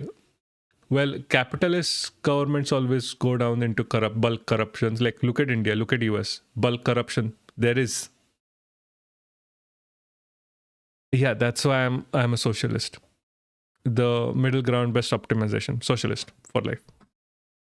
But like, it's not even pure communism, man. The thing is that communism was never allowed to exist in its pure state. Like US, if you are a communist state, US is going to attack you.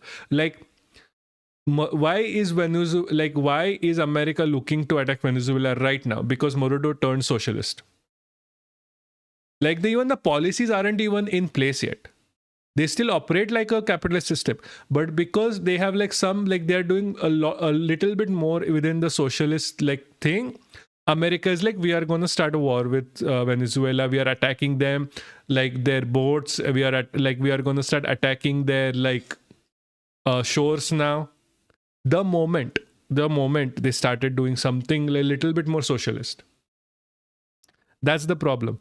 Like, you thinking that pure communism always fails is capitalist propaganda, because pure capitalism has also failed significantly. Like, at this point in the US, if you have to go to the hospital, you are going to be bankrupt.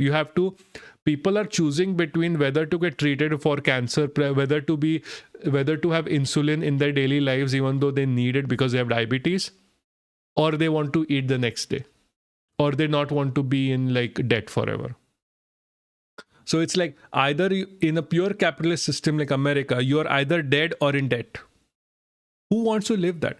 Compare it to any communist state, compare it to any socialist state. You don't have that. You have corruption in both. You cannot deny there is bulk corruption in both systems, and there is unlimited power to the government in both systems. Like, tell me a country that has more power for the people involved. Is it going to be a communist state, or is it going to be a capitalist state? Because more power is always going to be in a communist state, because that is literally the point. Also, the literal end of communism is stateless society. Marx says the state will wither away. Yeah, I don't always agree with Marx to the very end. That is never happening. As much as organizations are going to work, it's never happening. There's always going to be someone who's going to try to take over power. It's always going to be a constant fight. Marx was, in my opinion, a lot more he was looking at the best possible scenario on what can happen. What will happen is you will end up with a balance, and the balance always will need to be protected, where the people, this fight is never ending one, because there's always going to be someone rich, there's always going to be someone who's going to try to take over power, there's always going to be, and this fight continues. And the only way to sustain the rights of the people is to enshrine them within the constitution of a country, that the people are always above the like like the less people or the top 1%, and tax the shit out of them. Like the 1%, tax the fucking shit out of them. Also, One Piece mug.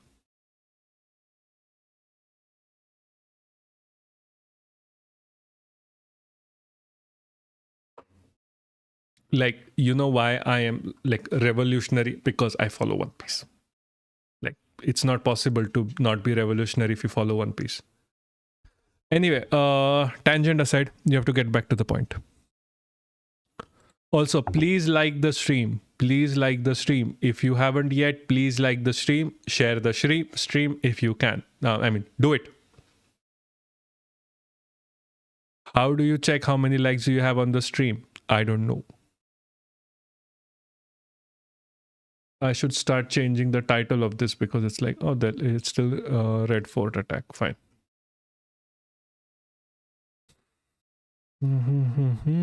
Going back to information. Yes.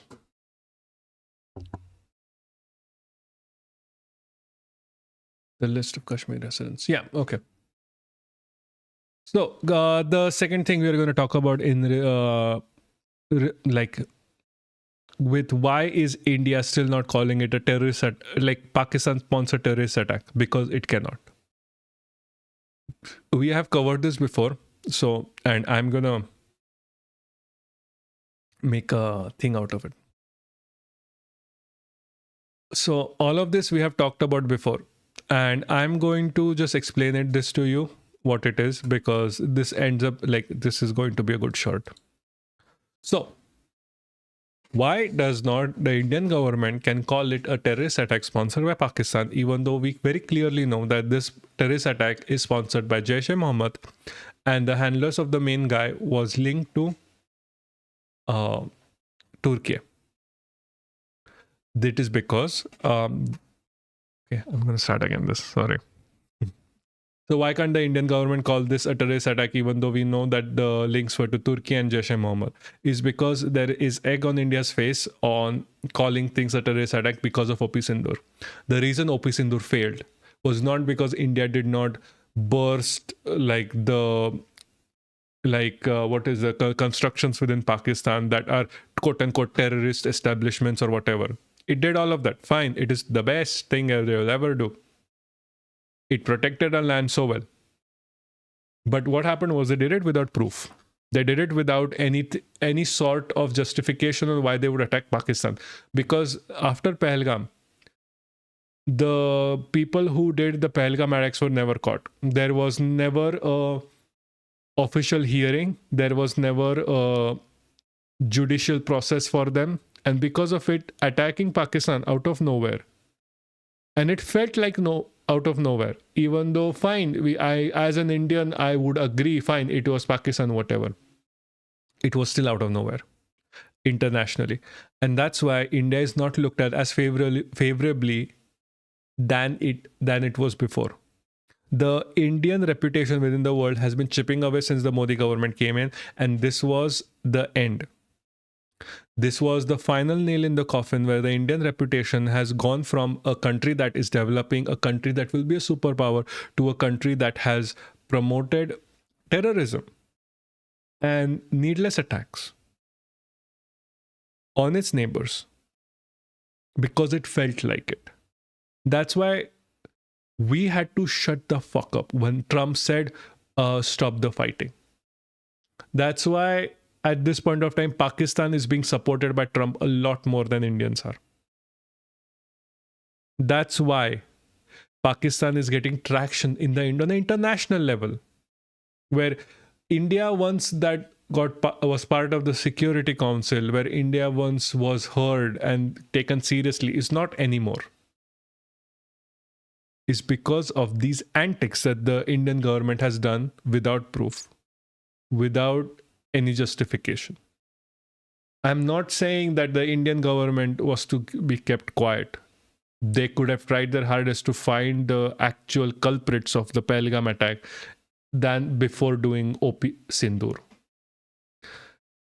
And because of this, and because of this very reason, they cannot respond to this terror attack that we now know that was from Jaish-e-Mohammed. The same way that they did OP Sindoor. We can't do that anymore. It is not possible because Pakistan is going to just claim that we were attacked for no reason. And they would be listened to a lot more than we ever could because a red-eyed, laser-eyed Jai Shankar is fucking useless. All he knows how to make is a clip for YouTube and Instagram. He's fucking terrible as like external minister. Whoever took the decision of doing OP Sindhu right after the attack without doing a justice, like without even finding the culprits, was it was a fucking terrible decision. And I don't know, the person should lose his position. Whoever decided that. Yeah, like why wouldn't they? Why wouldn't they at this point? Like Pakistan, like yeah, they should because in like it makes so much more sense internationally if they push forward this idea that they have to now prepare for an attack because an attack happened in India and they are gonna blame Pakistan. See, it gives them the biggest justification ever to hate on India.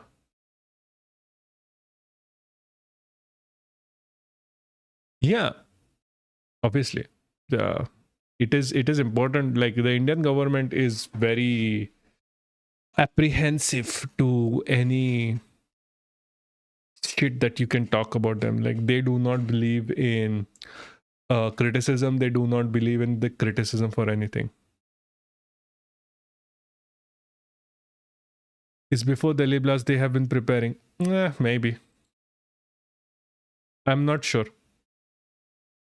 Maybe. Like, fine, he's an analyst. Like, analysts are mostly always taken with a grain of salt. They are only analysts. They are not like people in the know. No, this time the government has caused people who are Indian citizens and doctors. The man who exploded was Indian. Yes, he was Indian.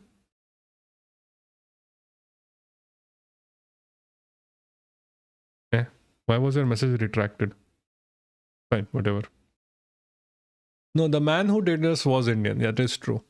So he was not Pakistani. He was someone who was radicalized. So at this point of time, you really don't have any justification to attack Pakistan, even though Jaish-e-Mohammed is a thing. And you could have, like, initially you could have said, like, if OP Sindoor never happened, if you had caught the culprits from Pahalgam, which still to this day are out in the wind, we have no catching of these culprits whatsoever. If that thing had happened, we would have been like, hey, we are going to go on the offensive, and Pakistan would have had to listen to us. Like, there are terror camps, we are attacking those, you have to support us, whatever. But not anymore. No, this time police have caught people who are Indian citizens, and the man who exploded was... Yes, that is true. Yeah, no, these are Indian doctors. Like, all of them included are Indians. There is no justification to go to war with Pakistan in the first place. But I'm talking about the connection with Jaish-e-Mohammed. Because he was connected, you can have this whole thing where you don't have to go to war with Pakistan. You can focus on this terror outlet and then take it out. Because again, it's a terror radicalizing outlet. But the government cannot do that. The government cannot do any of that anymore. Because what place do we have in this world? We have been fed on this notion the government is high on law and order and security from the terror forces, but all evidence points to the contrary. That is also true. Like, the car went from Firadabad into Delhi after we knew, like the government knew this, the NSA knew this, that there was something planned. How do you let some car like enter? Like, they knew, they were preparing for this. We have this Reddit post by the student who says very clearly that he kept saying a lot of police encampments and military within Delhi at that point. No clampdowns on internal... Yeah, exactly. There was literally nothing over there. Absolutely none. whatsoever. So like this thing that happened is as much fault of the government as it is of the people involved, because how do you justify this? Like, how do you justify something like this happening when you knew there was something going to happen? The only radical group, if you can call them that, have gone all guns akimbo. Yeah, maybe. See, I was listening to this The Wire interview. This actually reminds me. I don't know what exactly to say on this point, but it's like even after winning the Maoist rebellion, the sentiment within the Maoists and the Naxalites is a still of like we are still not given the rights that we were fighting for. The whole point of that revolution was more rights to these people. But because like you couldn't give them, like the Indian government, even though they won the conflict, they did not give them the rights, they did not give them the necessary money or whatever to keep them happier, like being like, oh, we learned our lesson, so we are going to keep them happy now. You can expect a new generation neo-Naxalite or neo-Maoist movement within the region. You cannot oppress people and then expect them to not rise up again. That is never happening. You can keep them happy. And that's the best way to control a population, is just keep them happy so they don't revolt. But ये नहीं होना उनसे. See, initially I thought the same, not much anymore, because I would rather much be willing to think that this was like something that started, like they let this happen rather than they let for it to happen. Yes, that is true. See, RSS is obviously involved, like in everything. Like we have this guy who was saying that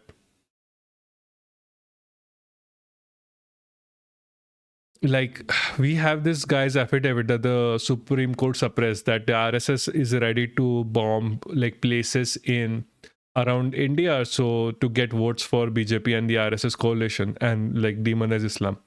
It's stupid to think that Modi would let this happen in Delhi and then his strongman image and then Roman, his strongman image still lasts because of propaganda. Pallav is not stupid to think that, mostly because all of the profits that happen from this have gone to the BJP.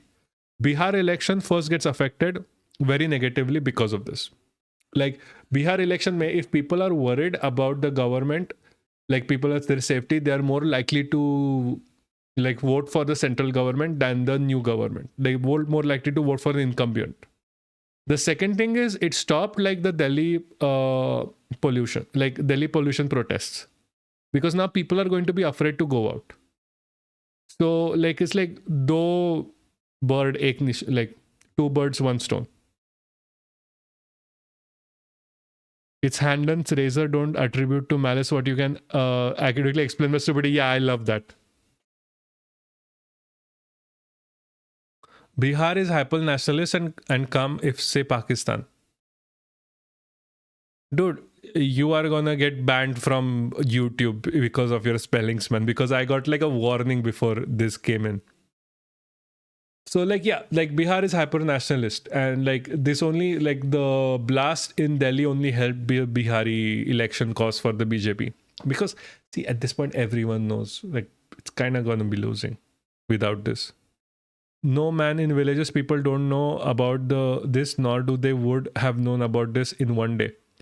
You would be surprised. Like you would be surprised how fast the WhatsApp group messages and all of this works. You can have like the information like spread within like minutes. Like the nexus of these people is huge. Like if you go and check, like they do targeted attacks on people based on this nexus as well. Like protagonist pe like recently attack hua, that they were talking about protagonist and this one other person, whoever was this, and Swati as well. Like this is Swati on Twitter. So these guys got attacked severely. Yeah, WhatsApp is also Telegram. Like, don't forget Telegram. Like, it's not just the Islamists who use Telegram. Everyone uses Telegram for their like terrorist activities. So all of these people have been attacked, mostly like within minutes because they said something. Yeah, also that is true. There's always YouTube. There is always whatever. Like people think Biharis are very backward. They are not. They are kept poor. They are kept poor. They because of capitalist interests, but they are not stupid. Exactly. The BJP has achieved social media logistics to the level US has perfected army logistics. Yes, that is true. Like the RSS is at this point a paramilitary group within India. It's known throughout the world. Like RSS is not a good organization to be in.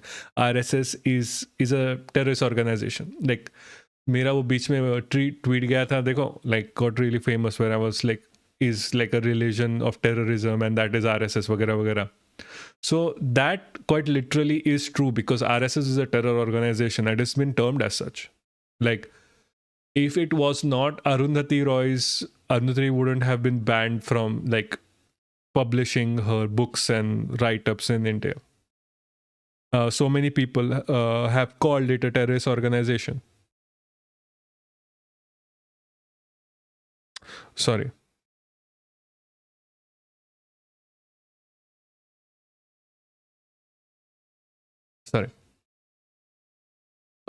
Exactly. BJP has. Yeah. Sorry. So Protagonist and Swati and all of those like bigger accounts keep getting targeted. To the point like WhatsApp groups will like hey, this is the account of the protagonist, go attack her, etc. It's all on her Twitter if you go check.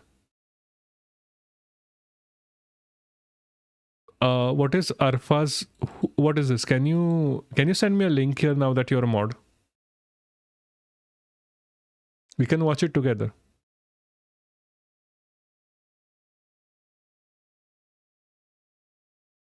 Also, share, and subscribe, guys. Seriously. First of all, subscribe. Go subscribe if you haven't. Go check again. And then repost that we are live. If you're here, like, share, and subscribe. Do not forget. YouTube does not push these kind of message lives where you are not with the government. They only spread like who's that? Abhi and new kind of shit where they are just sucking up to the government like it's I don't know their BDS dommy mommy.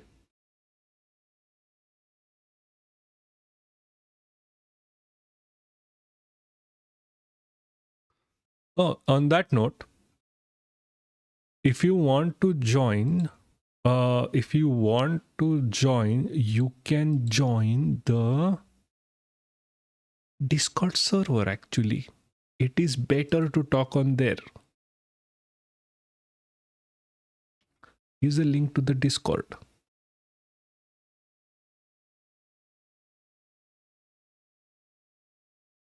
Okay.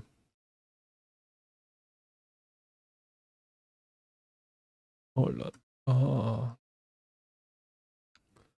Let's watch this.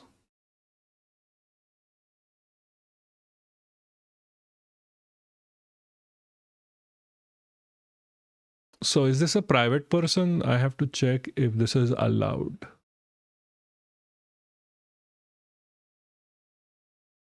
Bhajpa जब यहाँ बिहार और पहले जब उनकी सरकार थी उन्होंने कहा था East UP and Bihar are extremely feudalistic societies, hence the violence and prevalence of caste. I wouldn't agree they are extremely feudalistic societies by choice though. They are, that is true. But they are extremely feudalistic and violence ridden because they are kept this way. See, you have to understand, like Bihar is a source of a lot of workers in India. So keeping them poor is always profitable for the government and the capitalist peeps. Okay. See, I hope Arfa doesn't say anything because this gets cut off. कि देश की संपत्ति पर पहला अधिकार मुसलमानों का है। What the fuck? इसका मतलब ये संपत्ति इकट्ठी करके किसको बांटेंगे? जिनके ज्यादा बच्चे हैं उनको बांटेंगे। घुसपैठियों को बांटेंगे। Does someone know her, like in person or something, or on whatever? I should get permission, to be honest with you.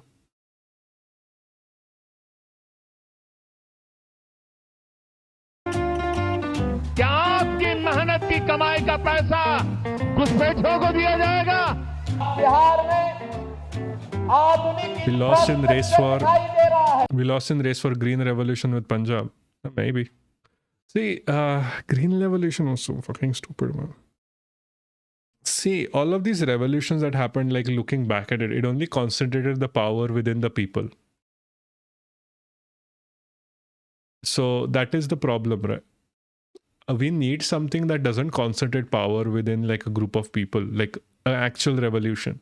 As long as all of this power gets concentrated within like just a few people, it's a problem. Like what happened with the white revolution with Amul.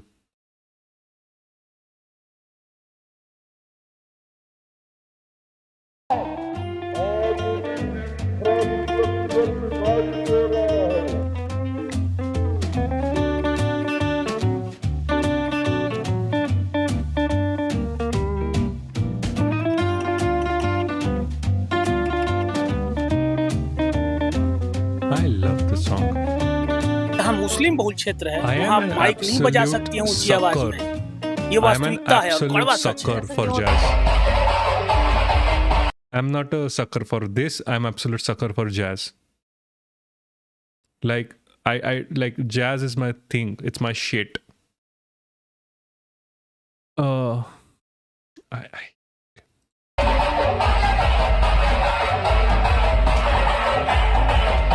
How much is पहले- coming up next? Start the damn video. Manmohan वो मोदी जी के कारण ही पड़ेंगे, लेकिन vote पड़ेंगे और नहीं लगता है कि एंटी इनकम्बेंसी कहीं पर कम आएगी। उनकी सीट कम होगी, ठीक है, बट हमारा तो नॉर्थ बिहार पूरा डूब जाता है, साउथ बिहार में ड्राई कनाल बन जाते हैं तो मस्त हो जाता है।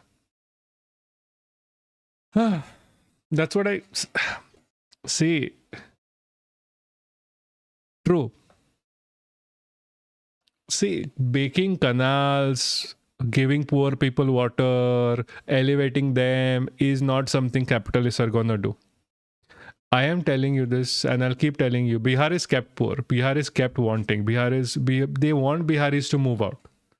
नालंदा नहीं बनाने वाले बिहार में वो कभी, because they want those people to be immigrant laborers. They want these people to be like weaker sections of the world so they can move out to other states and work there for companies at a very lower price than everyone else. It's cheap labor manufacturing right there. Like UP is kept poor, Bihar is kept, like Bihar and UP have an issue, like the first major issue of UP and Bihar, that the states need to be divided into bunch of other states. We can have more than 28 states to govern them better, because इतने लोग हैं वहां पे that we need better, they need better representation themselves. पर नहीं करेंगे. UP is the biggest state with the highest population. Why is it not divided into 4 parts? इनको क्या लगता है, मतलब उत्तर प्रदेश को नॉर्थ ईस्ट प्रदेश, नॉर्थ वेस्ट प्रदेश, साउथ नॉर्थ प्रदेश कर दो ना भाई. It would be so much better for managing the state. But नहीं करना है, because they want to keep it poor and they want to keep it wanting. मैंने तो हर state में गरीबी देखी है. I've lived in 10 yeah, see, but this level of गरीबी, like this level of garibi, that in Bihar only 4% actually complete their education. That is not happening in other states, man. Bihar is kept poor.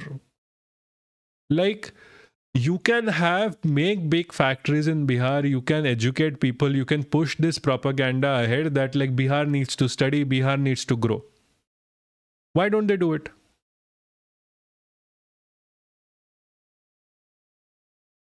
Because they want them to be poor, man. If every state is rich and every state is doing well, then there is no one to exploit. Like capitalism works on exploitation at the end of the day. तो exploit ही किसको नहीं करोगे तो how will you get money as a capitalist? हाँ ये सही है, human development index भी नीचे है because of this. Yes, exactly. 40% live under 6,000 rupees per month in Bihar. It is a record low.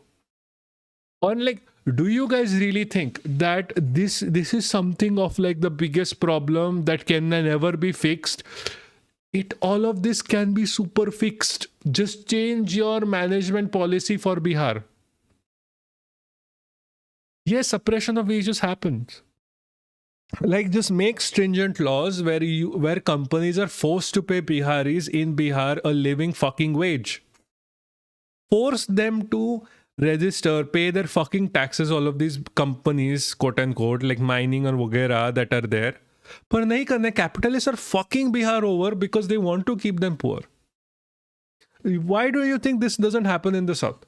Like, doesn't South also not have people?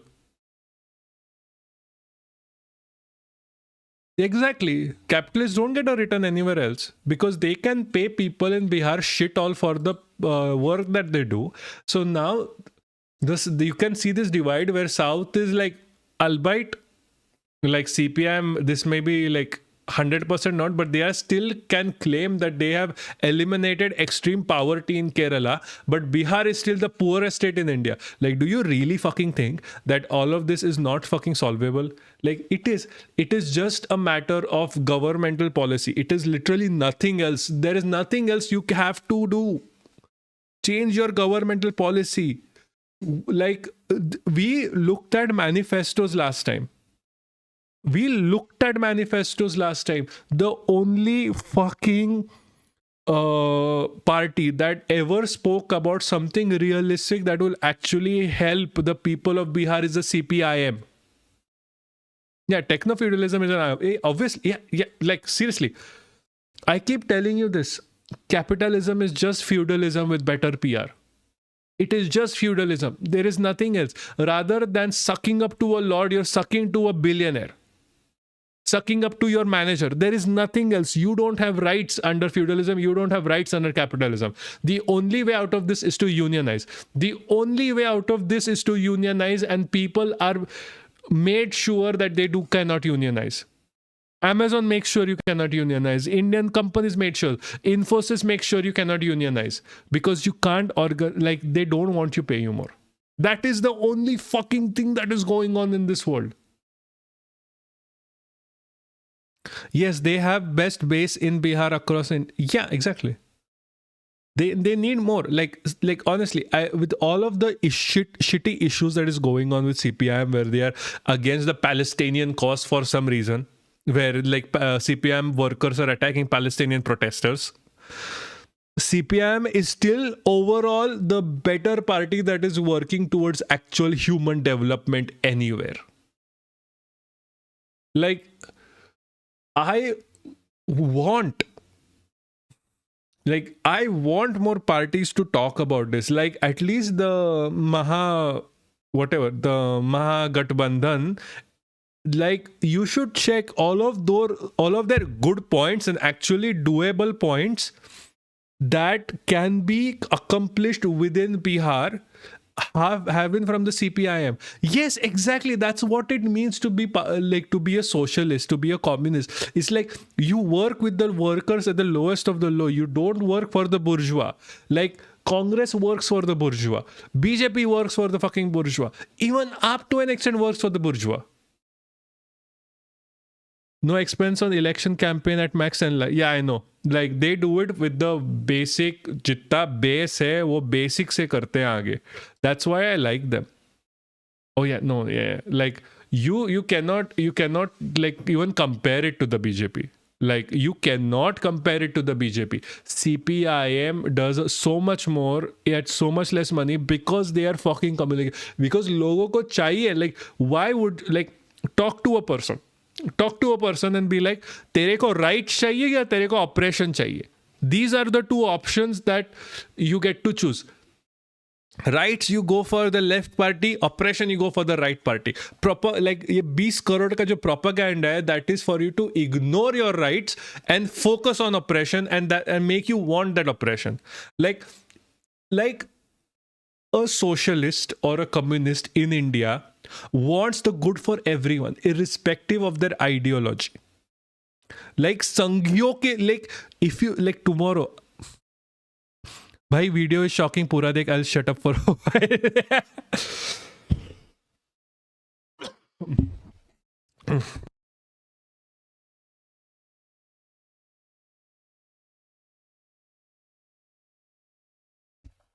Sorry man, I am still sick. ये जरा अलग से निकल खांसी आगे. ये we have to watch that video man, we have to watch that video. वो जरा मैं बोला ना, I said this at the start, if you let me get off track I will go off track. ये होने वाला है. It's your job. It's like जो भी देख रहा है ना इधर, Bliss, you, Kumar, every single person here has to keep me on track. ये तुम्हारा रिस्पॉन्सिबिलिटी है. I am not taking responsibility for any of this shit. तुम्हारी गलती है. That's what I tell my students as well. ये तुम्हारी गलती है. Keep me on track. Keeps their attention to me at least. दूसरे सहयोगी के साथ भाजपा की सीट अगर है तो अल्टीमेटली कोई उपाय नहीं है, और सीट का ऐसा नंबर आएगा कि ये पलटी भी मारना चाहेंगे तो नहीं मार पाएंगे. इसीलिए बार बार आज की सभा में बोलते हैं कि बस ये अंतिम था, अब नहीं हम पलटी मारेंगे. वो जान रहे हैं कि अब कुछ नहीं होने वाला है. तो ये तो लोगों को भावुक करने की भी एक कोशिश हो सकती है कि भाई एक बार फिर कर देते हैं अब तो ये, और वो कई बार कह चुके हैं आखिरी. पब्लिक जान रही है ना, पब्लिक देख भी रही है ना, पब्लिक तो देख भी रही है. अभी see I have to pause in the middle. समझ लो भाई, अगर मैं पॉज करके बड़बड़ नहीं करूंगा ना बीच में, तो यूट्यूब निकालेगी ये वीडियो. ये अरफान कानून शेरवानी को पता ना पता, यूट्यूब निकाल देगा. So I have to pause. That is like the law of the land. तो थोड़ा तो सहन करना पड़ेगा. वो 3-3 मीटिंग डेली कर रहे हैं. अब उनके हेल्थ के को लेकर के जो था वो कहाँ आ रहा है. 3-3 मीटिंग डेली अभी कर रहे हैं. अच्छा, एक बात मुझे बताइए, आप भाजपा को वोट देते रहे हैं, बिल्कुल. तो मुझे बताइए कि भाजपा जब यहाँ बिहार जैसा बड़ा ही शांतिप्रिय ये राज्य है, मतलब मिसाल है पूरे भारत के लिए कि यहाँ पे सब लोग मिलजुल के रहते हैं, लेकिन ये जो हिंदू मुस्लिम की राजनीति भाजपा करती है, इससे सहमत हैं आप? हिंदू मुस्लिम की भाजपा नहीं करती है. भाजपा तो करती ही नहीं है. भाजपा को इन लोगों जबरदस्ती बदनाम करने के लिए मुद्दा उठाते हैं, दंगा फसाद करवाते हैं ओपोजिशन वाले, इंडी गठबंधन. अरे see, the thing is it's not Arfa that's going to copyright strike it. It's going to be YouTube that's going to, and I'll have to go speak to Arfa for it. I don't want to trouble anyone in the middle. बहुत फुकट में मगजमारी हो जाएगा, and then the whole thing is going to get paused for the rest or whatever. That is the problem. ये YouTube का जो automatic censor और copyright thing है ना, it is very strict, and like फुकट में स्ट्राइक मिल जाएगा that the whole thing is gonna get taken down. And I really like the पापक्ष नेम. मुझे चाहिए कि वो नाम हो. जिसको कहते हैं, अब बदनाम करना चाहते हैं, लेकिन हर जगह फ्लॉप होता है, फेल होते हैं. तो रुको जरा, सबर करो. बिहार में आधुनिक इंफ्रास्ट्रक्चर दिखाई दे रहा है. आधुनिक इंफ्रास्ट्रक्चर दिखाई दे रहा है.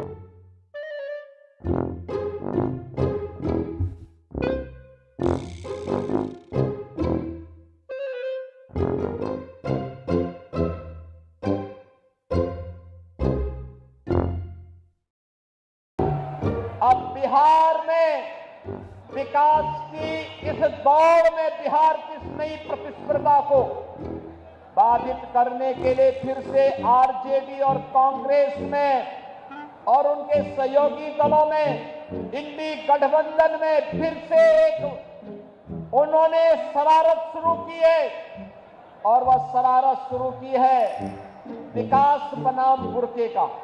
कोई सेंस है इस बात की? हमें बहुत लग रही थी उस टाइम. पहले हिंदू लोग सोया रहता था, अब हिंदू थोड़ा जागा है. अब वो भाजपा के कारण ही हुआ है, दूसरा नहीं कोई है। पहले कैसे सोता था, मतलब क्या मतलब है सोता कोई था? ध्यान नहीं देता था। हम अपने घर में निश्चिंत थे, वो अपने घर में निश्चिंत थे। और जहाँ तक मोहम्मडन्स वगैरह का है, चाहे दूसरे इसका, वो लोग सजग रहते थे। वोटिंग पैटर्न आप उठा करके हमेशा का देखिए तो उनका जो है और हम लोगों का है बहुत कम था। अब वो बढ़ा है, बढ़ने के कारण हमारी सीट बढ़ने लगी है। अब वो धीरे धीरे ट्रैक पर आ रहा है और आएगा ही आएगा। आपने नाम क्या बताया अपना? प्रदीप रंजन। प्रदीप जी, ये बताइए कि पिछले हम लगभग 80 साल का इतिहास देख लें, भारत में ऐसा तो कभी नहीं हुआ कि कोई प्रधानमंत्री जो हिंदू ना बना हो, मुख्यमंत्री भी बिहार का आज तक कोई ऐसा नहीं है कि नॉन हिंदू बना हो। तो ये बात क्यों मन में डाली जाती है कि कोई एक डर पैदा किया जा रहा है कि हमारे लोकतंत्र में जो अल्पसंख्यक हैं उनसे बहुसंख्यकों को डराया जाता है? ये जायज़ बात है क्या? नहीं, अल्पसंख्यक को वोट की राजनीति के लिए ये लोग अपने तरफ खींचने के लिए उल्टा पुल्टा बोलते थे, करते थे।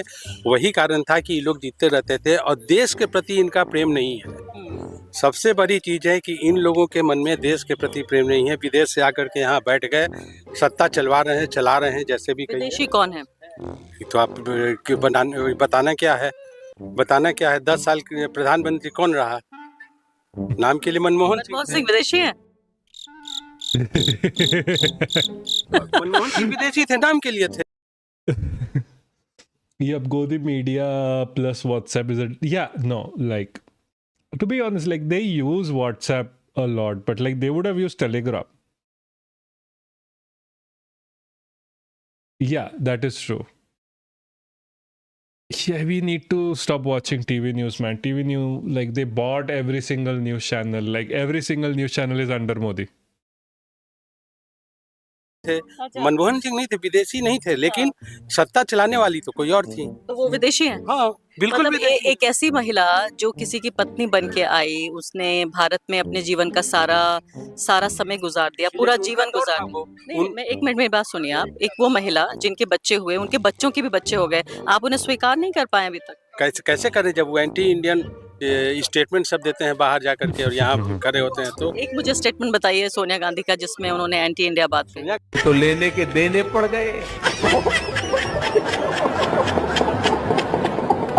गांधी खुद थोड़े बोलती हैं, लेकिन यहाँ के प्रधानमंत्री को गाली देती हैं, उनको देती हैं, नहीं कैसे देती हैं? आप बताइए, आप इनकी बात से सहमत हैं? कमरा इन्हीं अंकल के वोटिंग राइट्स वापस लेने का बोलता है। Yeah, this is funny.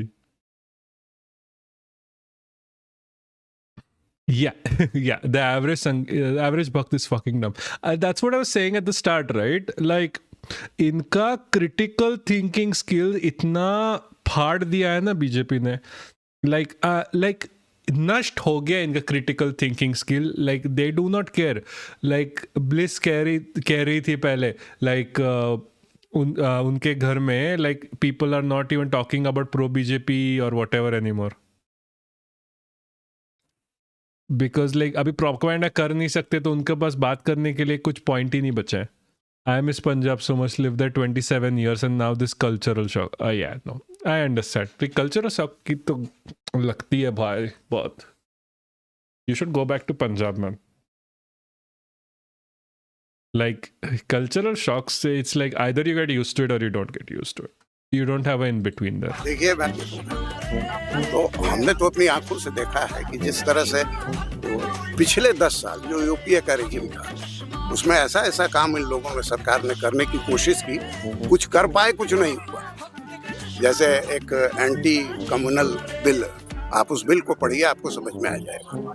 क्या बात है सर, क्या बात है सर, क्या बात, ये बात है. कोई भी सरकार इस तरह का बिल लाने के लिए 10 बार सोचेगी. उस तरह का बिल है, आप उसको पूरा पढ़िए.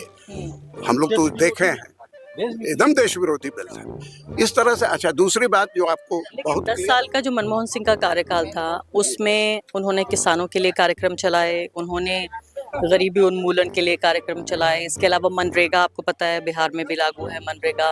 उन्होंने जो राइट टू इन्फॉर्मेशन है, यानी कि आम आदमी के जानने का अधिकार, उसके अलावा राइट टू फूड, आम आदमी के खाने का अधिकार, ये तमाम स्कीमें जब उनकी चली, आपको लगता है ये देश से प्रेम नहीं है, ये देश के प्रति नहीं है स्कीम? देश का प्रेम हम मनमोहन सिंह के बारे में नहीं कहेंगे, उनके बारे में हम नहीं कहेंगे, लेकिन प्राइम मिनिस्टर तो कहने को थे ना। तो सुपर पावर तो बैठी हुई थी 10 जनपद में, वहीं से सारा कुछ होता था, जो कहा जाता था वही करा जाता था। तो हम उनको नहीं कहते हैं विदेशी, वो तो इस देश के ही हैं। आप बहुत अच्छे माने इकोनॉमिस्ट है, ये भी हम लोग जानते हैं उनके बारे में, लेकिन जो स्थिति बनी बाद में। अच्छा, आप हमको एक बात बताइए, हिंदुओं का तीज त्योहार होता है, आप भी जागरूक हैं, आप भी टीवी देखती हैं, आप तो चैनल ही चला रही हैं। हिंदुओं का कोई भी तीज त्योहार हो, उसमें क्या होता है? हिंदू तो मारपीट नहीं करते हैं, किसने कौन शुरू करता है? Wait a minute. हाँ, रुको एक बार. So I disagree. BJP has controlled the dimwits into an army of voters that they can dodge whistles when elections come around. They always have hate inside them for the people. Again, you have to consider like like propaganda. Like, do you really think so many people would vote for the BJP without its propaganda? नहीं होना है इनसे. It's not going to be possible. Like, इतने लोगों को control करना and to stop them from thinking like critically is not possible without like propaganda. तुम propaganda बंद करो, you are going to get like a population that thinks better.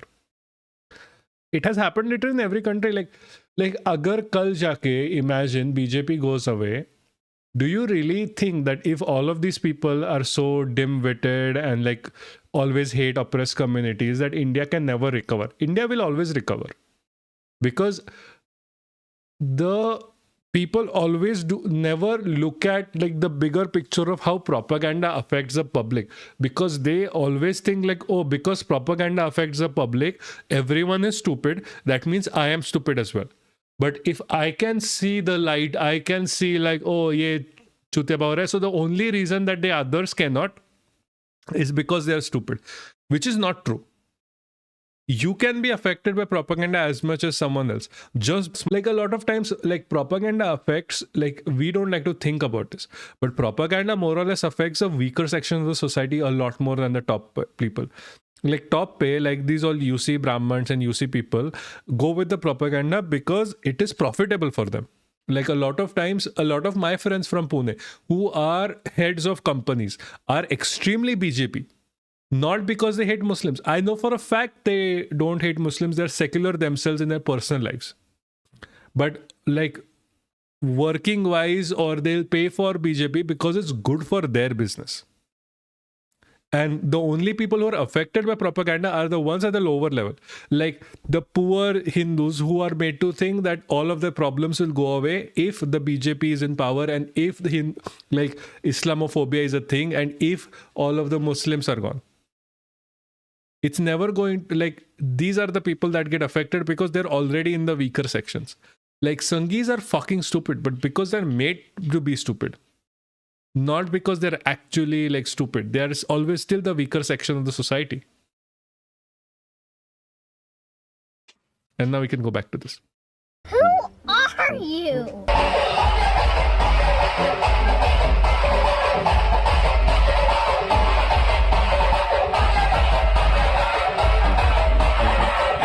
ये तो मुझे लग रहा है, मैं बहुत हैरानी की बात है, मुझे लगता था कि ये कोई यंग एज के लोग हैं जो इस तरह के प्रोपेगेंडा के शिकार होते हैं।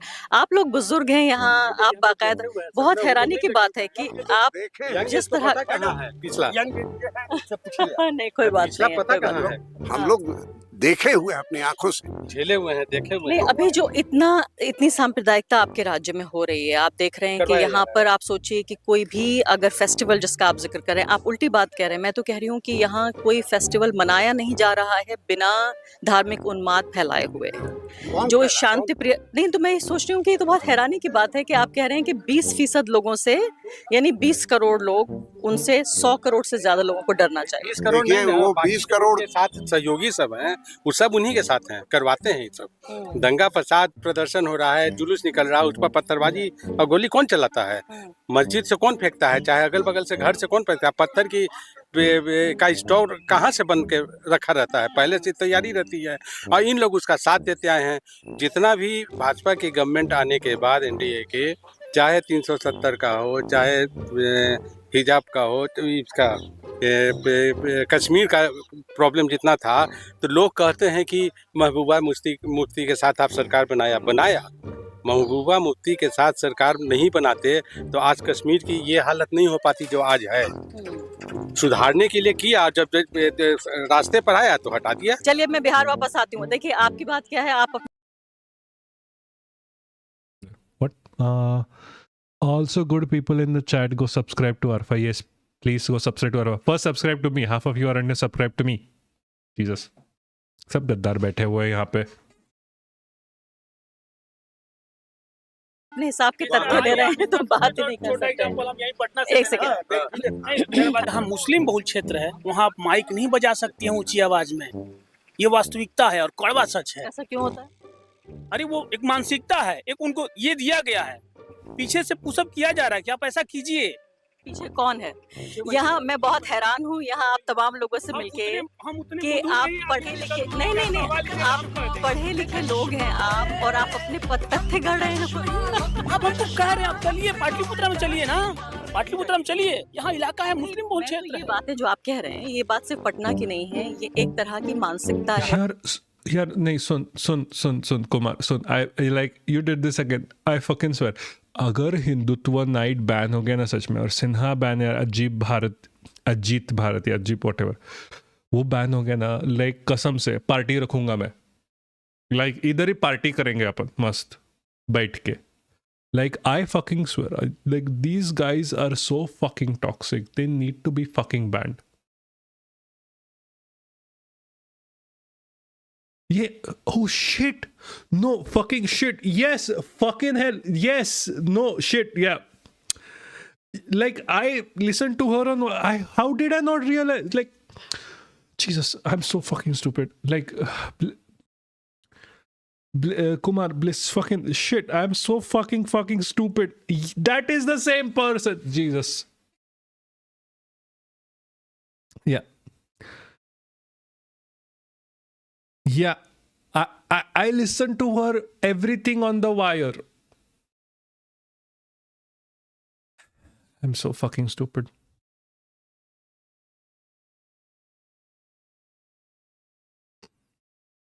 Be the beacon of foe you want. What? Like Hindutva Night, Ajit और ये सिन्हा. अरे सारे चूते हैं यार. कर दो बैन, पहले कर दो ban. Like I'm all for like free speech. उनका hate speech चल रहा है, कर दो ban. I don't care. Yeah, like I did not realize it was her. Like I have this some fucking issue that like I don't recognize people.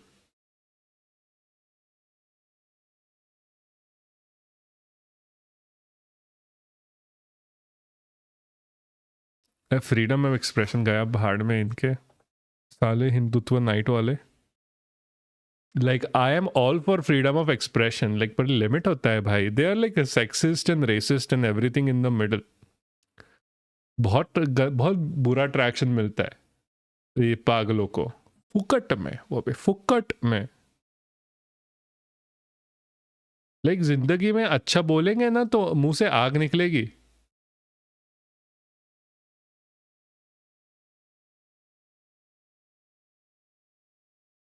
भाई बिहार से तो नहीं चलने दूंगा. चलो that's good. Do not let them.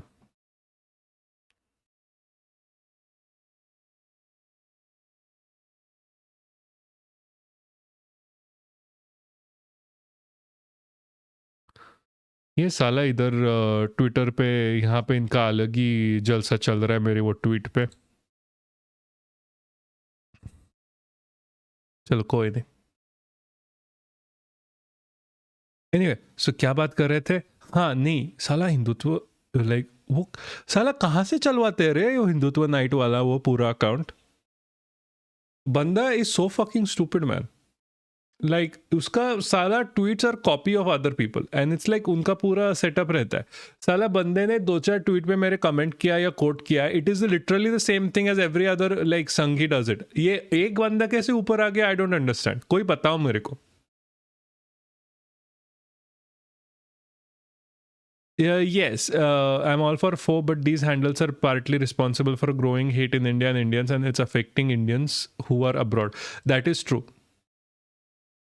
So, like Hindutva Night, like we don't realize this, but he's part of this whole thing where these people are responsible for a lot of propagandizing itself.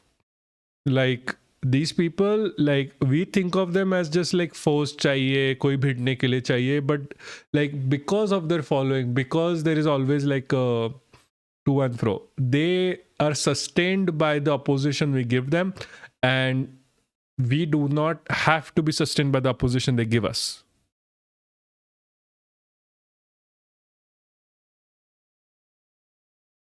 हाँ क्या? Oh right. Oh right. No right. Yeah, I think he's not in India. Arey Kumar, it is the Hindutva Night guy who he's wanted for rape.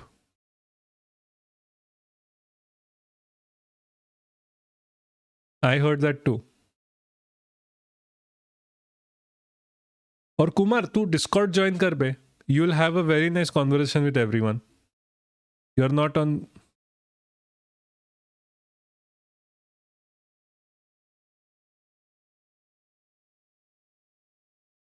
Go to Discord, fill up the form that is specifically for Sanghis, and come in. तो वहाँ पे बात करना फिर. You'll have a lot nice chats too. जिसमें आप अपनी तरह के तथ्य खुद उन पे विश्वास करना शुरू कर देते हैं, एक अपनी सच्चाई बनाते हैं. ये गलत है ना. बिल्कुल गलत है ये बात. अच्छा तो वास्तविकता क्या है इसका आप बताइए. वास्तविकता ये है कि भाई एक पॉलिटिकल पार्टी दूसरे पॉलिटिकल पार्टी को धर्म के नाम पर उन्माद फैलाकर इस देश को तोड़ने की कोशिश करे, और आप ये आरोप दूसरा लगा रहे हैं, आप उल्टा आरोप लगा रहे हैं. ये बहुत हैरान हूं मैं. पार्टियां नहीं कर रही है, पार्टियां नहीं, कुछ मानसिकता भी होती है अपनी, कुछ नहीं in by born in blooded होता है, वो चीजें होती है. पार्टियां नहीं कर रही है, पार्टियों को इस पे कितने देर हम ये कर सकते हैं. अब प्रशांत किशोर आए हैं, पार्टियां लोग सपोर्ट करें ना, कितना समर्थन मिल रहा है. आप कर रहे हैं? हम कर रहे हैं. अच्छा, हम कर रहे हैं. और कितने जहां से आप जिसका आरोप लगा रही है उनसे पूछवाइए कि वो कितना लोग कर रहे हैं. लेकिन अच्छा प्रशांत किशोर के बारे में बताइए कि मुझे प्रशांत किशोर के बारे में उनकी क्या पॉलिटिक्स. उनकी पॉलिटिक्स तो बहुत ज्यादा नहीं है, लेकिन आप ही के समाज से अच्छे लोगों को उठा के लाना. अब शहाबुद्दीन जैसे लोगों को लेकर नहीं आना, कलाम जैसे लोगों को लेके आना है, और अनंत सिंह भी आना है. ले उनके किसी अपराध से कोई समस्या नहीं है आपको. हम ये बात कह रहे हैं, जनसुराज से आए हैं वो जनसुराज से आए हैं. लेकिन मैं कह रही हूँ इस तरह के लोग तो है ना. आप प्रशांत किशोर देखिए, इतना चतुर नहीं है कि हमसे गवा लीजिएगा, हम रिसर्चर हैं.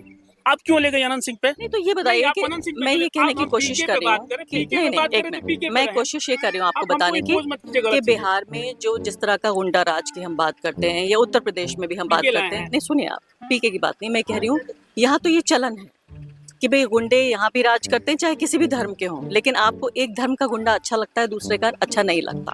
आप जिस चीज को पूछे हम उसका जवाब दिया, बेवजह बात को वहाँ ले जा रहे हैं, अनंत सिंह की बात के ले जा रही है, वो मानसिकता यहाँ नाम है आपका? मेरा नाम प्रभात कुमार है.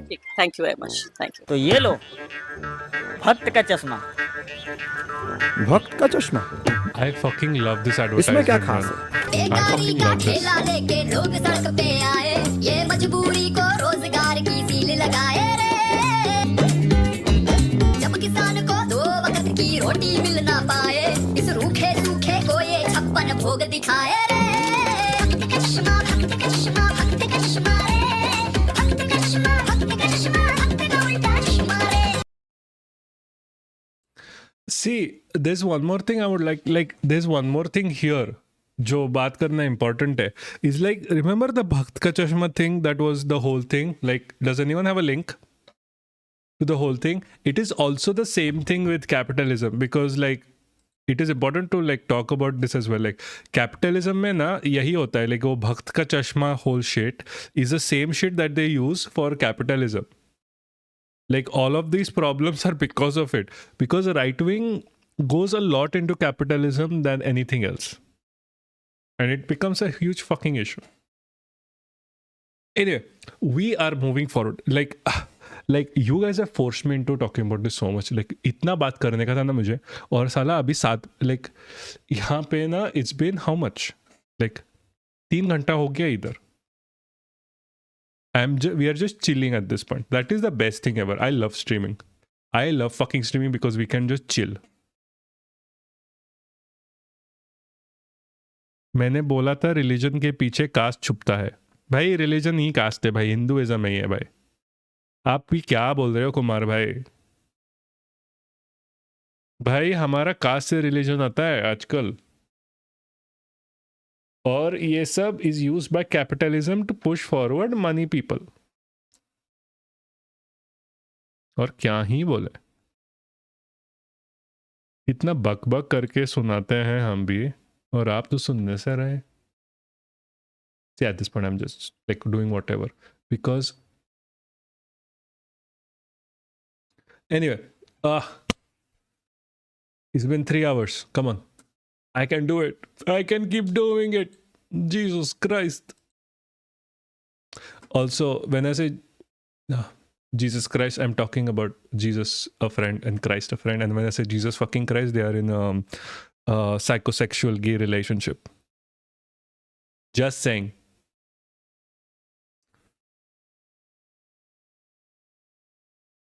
We covered this. Yeah, we wanted to talk about Modani. Man, Jesus, like Modani ka, guys, have you heard the thing where India is expanding its environmental ties with Bhutan? 450 million credit line chal raha hai abhi, all for Adani. Like the day when the attacks happened, and Modi, rather than doing his job as the Prime Minister of India, just flew away to Bhutan. Did you hear about that? And only for Adani, and only fucking for Adani. Yeah, 600. Yeah, it's like 6,000 crore de diye boss in logon ko. Like, how the fuck do you justify it?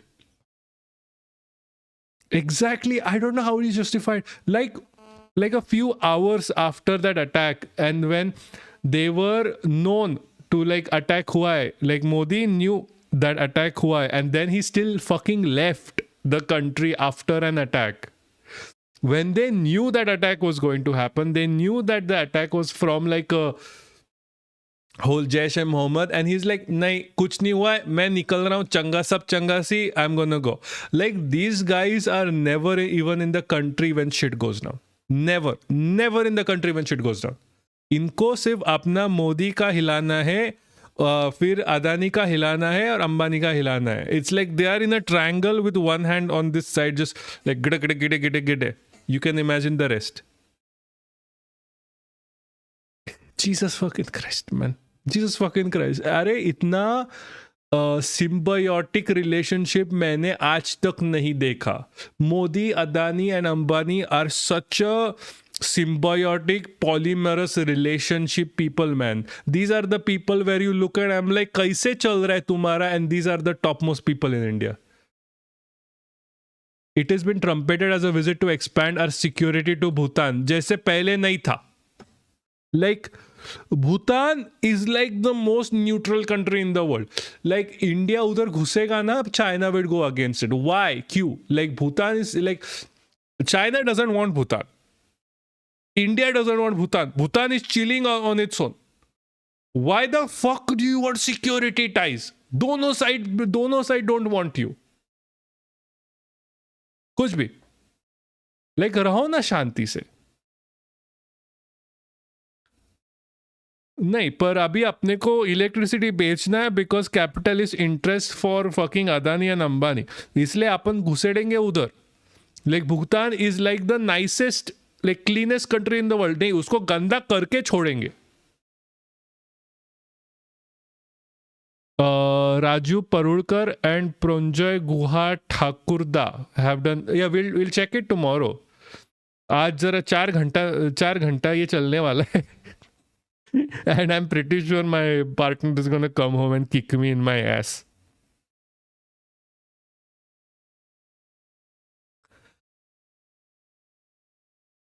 Yeah, no, Bhutan is like literally no pollution there. It's like by law they are not allowed to pollute their own country. Like seriously, it is one of the nicest and cleanest countries where people understood like नहीं, हमको चूतियापन नहीं चाहिए जो India कर रही है.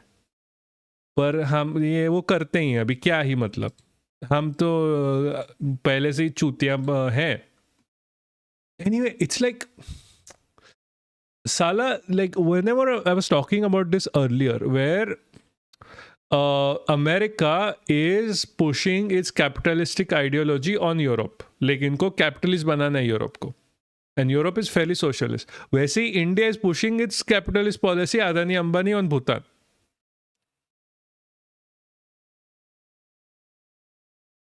तो भाई उसका ध्यान रखना. Why getting kicked in as अभी भाई अभी होने वाली बीबी है, मारेगी तो मारेगी, क्या ही बोल सकते हैं हम भाई. मोदी से पहले कुछ नहीं था, सात नहीं था, असात नहीं था, आकाश नहीं था, अंतरिक्ष नहीं था.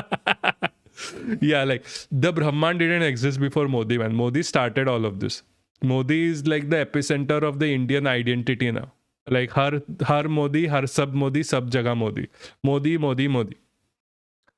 Like पूरा नमो गाना उस पे ही है ना. नमो नमो करते बैठो. अभी क्या ही चाहिए जिंदगी में. मतलब मोदी दे दे अरुणाचल प्रदेश चाइना को चलेगा because we have Modi. Modi they they Kashmir China को चलेगा, we have Modi. We just only need Modi, nobody else. This is getting literally like everywhere. We what was the third thing? Like, okay, this thing. There's one more thing I wanted to discuss about this. Why the fuck are we like increasing the pay for priests? Why do we pay fucking priests, man? I don't get it. Someone explain this to me. Why is the state so much into the fucking ass of like the church and temple associations of India? Like, why are we paying all of these people without taxing them? Because like भक्त लोग कुछ भी बोले, साले temples, mosques and whatever it may be are not fucking taxed. I think only like mosques get taxed. Why are we paying their money, man? Because Sale are already fucking rich as hell. Like the UC fucking Brahmins are rich as hell. We should not be paying for their fucking shit. क्यों फुकट में हमारा चल रहा है? 90,000 का पैसा निकल रहा है इनका.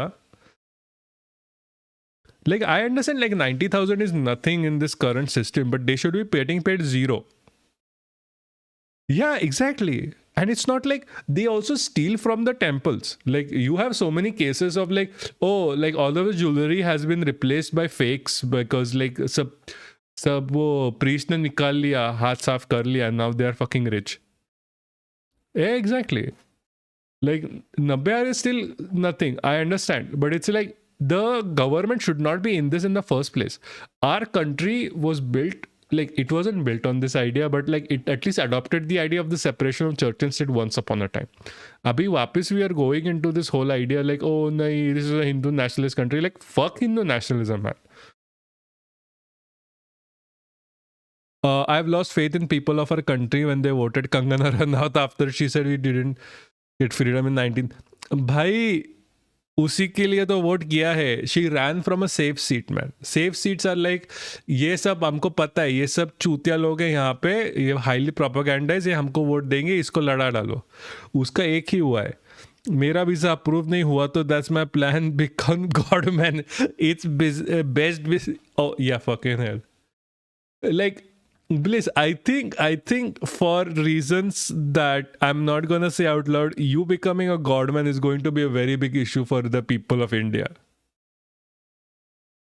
Like the only true godman between us is like Amit Bere. That is the only one that can legit pass off as like Godman. Like nahi Anup, nahi Kumar, nahi anyone that we know within our own circle is going to be a legit Godman. All of like only Amit Bhere is Godman. Because he only his name goes to Bhere Baba. It repeats, it can like rhyme. Can't respect people who don't get offended by such stupidity. Yeah, I know.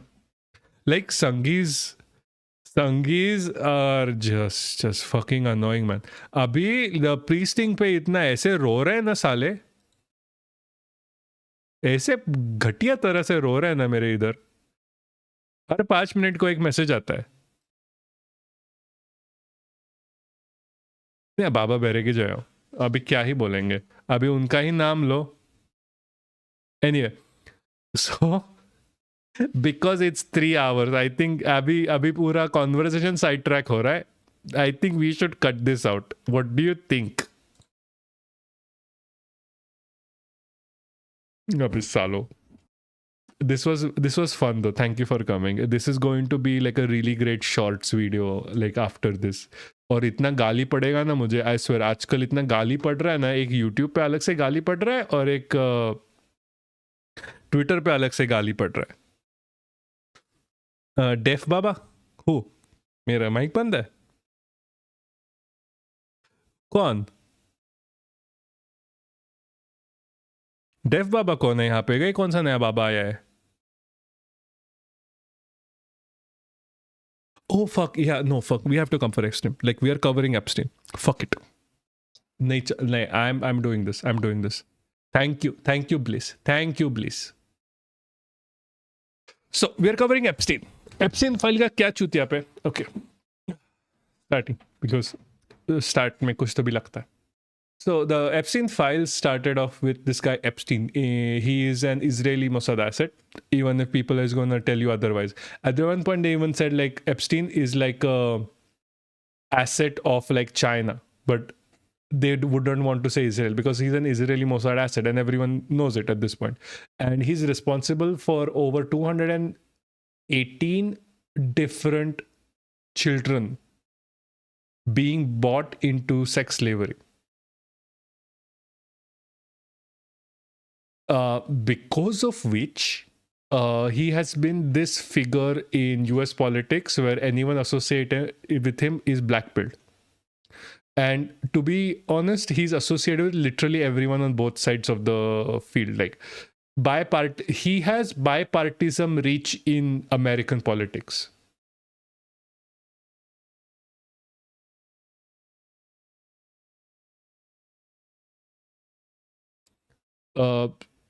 Stop fucking my chat when I'm talking about Epstein. We have no cover topics. Yeah, that was fun. That was needed. Like today, aaj to needed tha. Like for me especially, it was needed. Anyway, so covering Epstein. So Epstein started off, so he was arrested back for these charges in 2018, 2019, as long as his Giselle Maxwell, his apprentice. What happened was that he was killed. We all know that. And recently there have been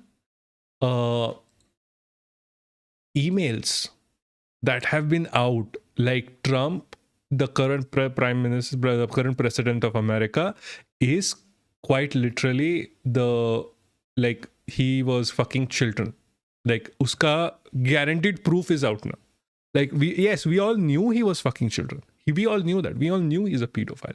We have people giving their statements, but no one believed it because like dono sides of the aisle are guilty. Like we have Clinton on like the Epstein files. We have Prince Andrew from UK. We have this Hardeep Puri guy who's like the petroleum minister of India. Like everyone is partisan only exists between certain layers. Yeah, like as someone before said, I keep forgetting the person's name. It's like America has two right-wing America has two wings of the right-wing party. Allegedly, ठीक है. अभी घंटा देर होगा तो give a shit about me, man. They're घंटा giving a shit about me.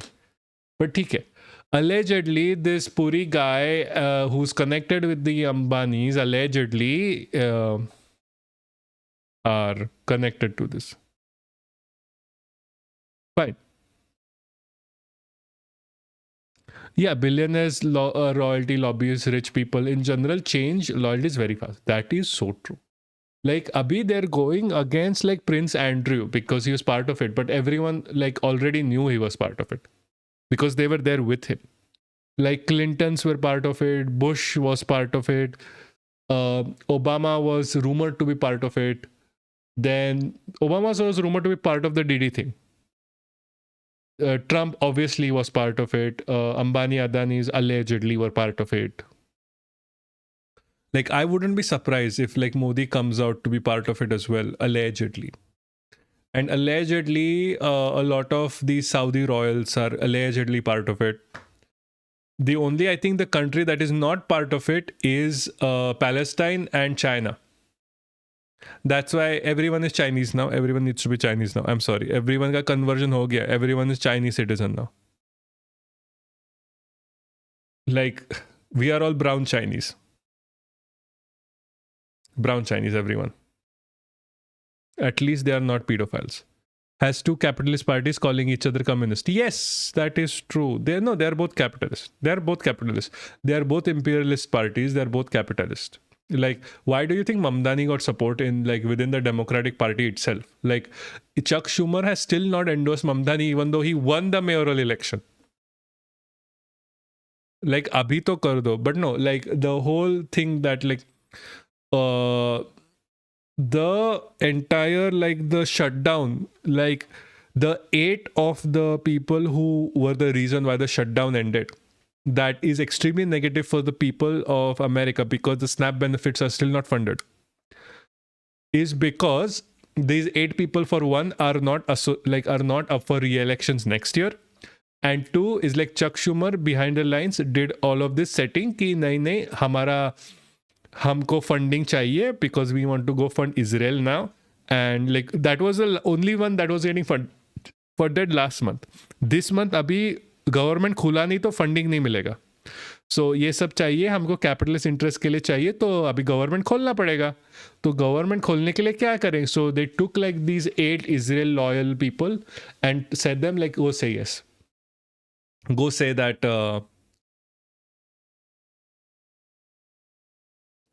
go say yes to ending the shutdown. Or this all Chuck Schumer did all of this. Everyone fucking knows it. Zionists don't have to go all the way for US to kill people. They just cannibalize the neighbor. Yeah, that is true. You know, Anup, the moment you said Zionists here, like the whole thing got a warning for me. Like, hey, kya bol raha hai ye banda? Yup, Obama even didn't take Mamdani's name in his tweets. No, Obama is like the... Or like if you just talk about like how many people president has killed, Obama is the worst. Like Obama is worse than Bush, Obama is worse than Trump, Obama is worse than like Biden. Obama bombed the shit out of Iraq. The only difference is Obama, on why he's termed good overall, is because he didn't give Israel all the benefit, like all of the, like what do you say, weapons to do it. He said, नहीं, अगर हम bomb कर रहे हैं तो हम खुद bomb करेंगे. Like, we will bomb Iraq. You don't bomb Iraq on, like, we are not going to give you nuclear weapons. We are not going to give you all of these weapons of mass destruction. So you go bomb them. We'll do it ourselves. That is the only difference between Obama and the other people. On why Israelis and like the whole regime hates Obama, but likes Trump. Because the moment Trump came into power, उन्होंने बोला नहीं, ले लो, सब ले लो. सब, we will pay the burden of all of your wages. We'll pay all of for you. We'll give you all of this money, even though our people are dying. Yeah, Obama gave the most people to ICE and deported the most amount of people than anyone. That is completely true. That is not even up for discussion. The only reason Obama is liked, I am not shitting you, is because he was hard on Israel. And people don't want to say it out loud. Like, Obama is the least Democrat president ever. He bombed the most amount of people. He killed the most amount of people. He's the most capitalistic president as well. That is what I keep saying, right? Like, the problem is capitalism. The problem isn't like the Democrats or Republicans in America or the Congress or the BJP even, to be fair. The problem is the capitalist parties, which includes by happenstance BJP, Congress, whatever. And like, I'm not even going to leave out AAP on this because AAP is still capitalistic as well. Like, it is fairly capitalistic. Like, it has socialistic policies and it does follow social democracies. But until it comes out as like, nahi, hum socialist hain, it should. It is still like center party with like no purported ideology for economic change. Like, I have fought people over this and people don't like me over this. पर चलो कोई नहीं.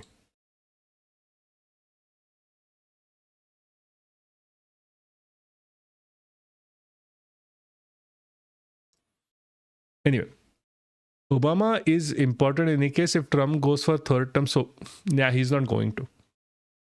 See, he's not going to because even if Trump goes for the third term, it would mean he would have to revolt against the current system. So even if he revolts against the current system, he's going for the third term in lieu that we are going to decimate democracy as a whole. So he's not going to let anyone come up. Plus, Obama has a lot of bad blood at this point. Nobody's going to vote for Obama anymore. He is doing it right now. Like, that is one of the points for Operation 2025. Like, say, Project 2025 is about tweaking the constitution. It's about removing everyone from within the government that will say anything against the government. It is what Modi did, basically. It is Project 2025 is Modi's playbook. But that Modi did like 24 years ago. Modi technically is a visionary who copied from the Nazis and now they're copying from him. Bannon wants that, by the way. Which Bannon? Can you please expand? Yeah, like, oh, the 2028 thing. Yes, third term. They know most of them want it. They're already selling like Trump 2028 hats. See, they know, like, they have literally no one other than Trump right now. Like, they don't have a candidate anymore. Like, 2028 May, they have literally no candidate that is even comes close to Trump. Like, who the fuck is it going to be like JD fucking Vance, the couch fucker? The couch fucker needs to, like, he has an Indian wife first of all. Like, इसके लिए उसको इतना चुम्मा चाटी कर रहा है अभी जाके वो एरिका कर्क के साथ. Mostly because he has to get rid of this image that he married an Indian. And like, to be fair, they were about to be divorced anyway. Like, before he became the vice president, Usha Vance was supposed to be divorced from JD Vance. But वो नहीं हुआ because he became the VP. Yes, Steve Bannon. No, I know who Steve Bannon is. Don't worry. Like, when I asked which Bannon, I was like, oh fuck. And then I remember, oh fucking Steve Bannon. Project 25 is like RSS is what is doing. Like, it's, yeah, exactly. Like, it is like a copy paste. It is like RSS coded at this point. Like, when this all happened, like, if people remember, I used to always say like, oh, Trump is doing a Modi. I should have had like 20,000 followers. Like, मुझे 20,000 followers हो, मैं जो बोलता है ना सब सही आता है. Yeah, that's gonna happen. Like, Donald Trump Jr. is not going to be. No, that is definitely not happening. That is definitely not happening. Kyuki Banda has no traction whatsoever. Like, you would imagine, like Trump has charisma. Trump has the charisma that you shut up and listen to him. Trump, like, for all of his bad shit and all of his whatever shit, Trump can keep your attention. Trump can make you laugh. Junior can't do shit. Banda fell so, like, that apple did not fall even close to the tree. It fell in a valley away from the tree. That how stupid and idiotic that man is, that man is not getting anywhere. He doesn't know how to talk. He doesn't know at all. Like, Trump, for all of his faults, knows how to talk. He's a racist, he's a white nationalist, but he's a charismatic one. That's why he wins. Like, there is literally no one else other than him that can lead the Republican Party at this point of time. that ugly hug. Oh Jesus, yeah, no, yeah. Like that was just bad. Like, uh, like if you knew the like, do you know the history being what happened between them? Like Trump. So Erica Kirk came up as a star of Trump's model show. And she won that, which means they fucked at some point. Then she became the lead organizer of her model career.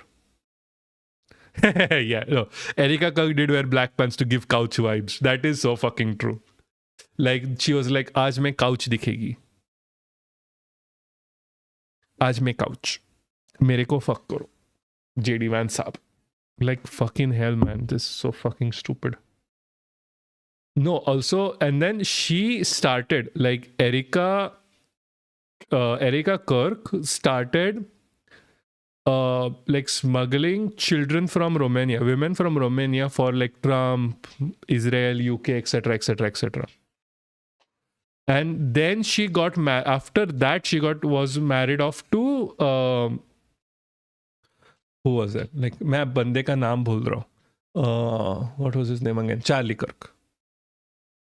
And like, then she got married off to Charlie Kirk. फिर उसके बाद बंदा get shot and now she's back into Trump circle. उसका सही है. She has, I think at this point she was more of a plant within Charlie Kirk's life. क्योंकि the moment like बंदा turned anti-Israel, he was killed off. Like, that is like, I don't really believe in conspiracy theories. I don't. But the only one conspiracy theory I believe is the Charlie Kirk thing. Mostly because, like, if the Israel gets everything it ever wants from this death, like, I'm not going to be like, nahi unhone nahi kiya. Like, the fucking weird ass shit that they did right after. Did you guys catch that? Like, the moment Charlie Kirk died, Netanyahu was on every single like TV show, podcast, whatever. Ki, we did not kill Charlie Kirk. Israel is not affiliated with this. Oh my God. It's like, yeah, dude, obviously you did it because that's why you're there. You were in the conversation with white nationalists, but because you said you didn't do it, that means every single other person in this world is going to be in a conversation about this. Like, come on, dude. ये क्या अलग से ही चूतिया पे?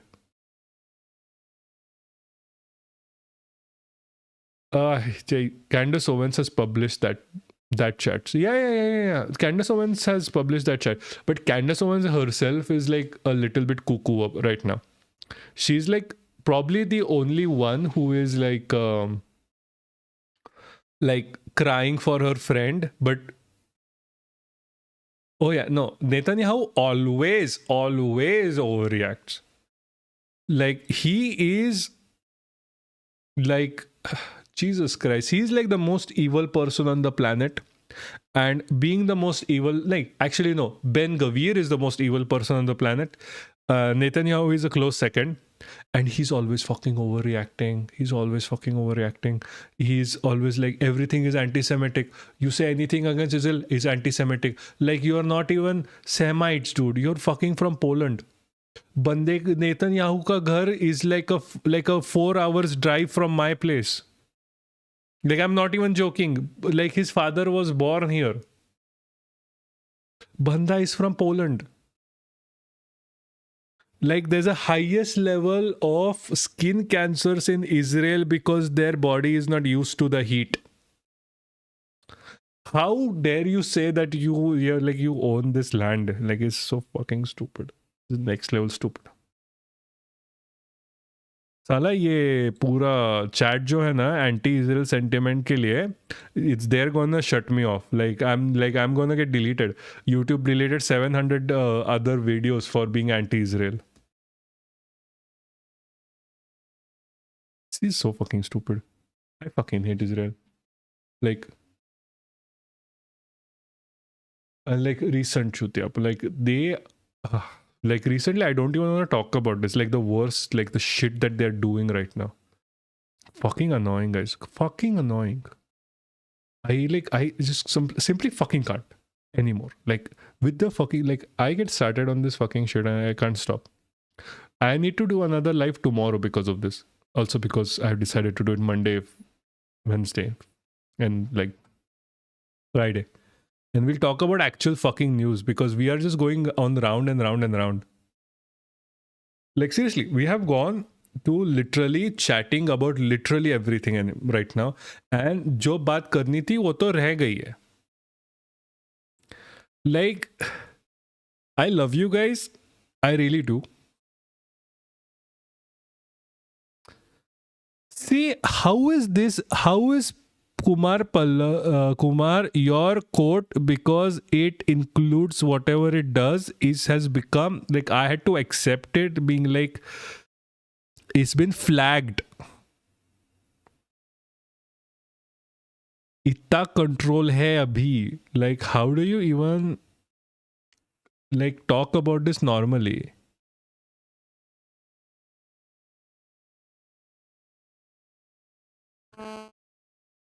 Hold on.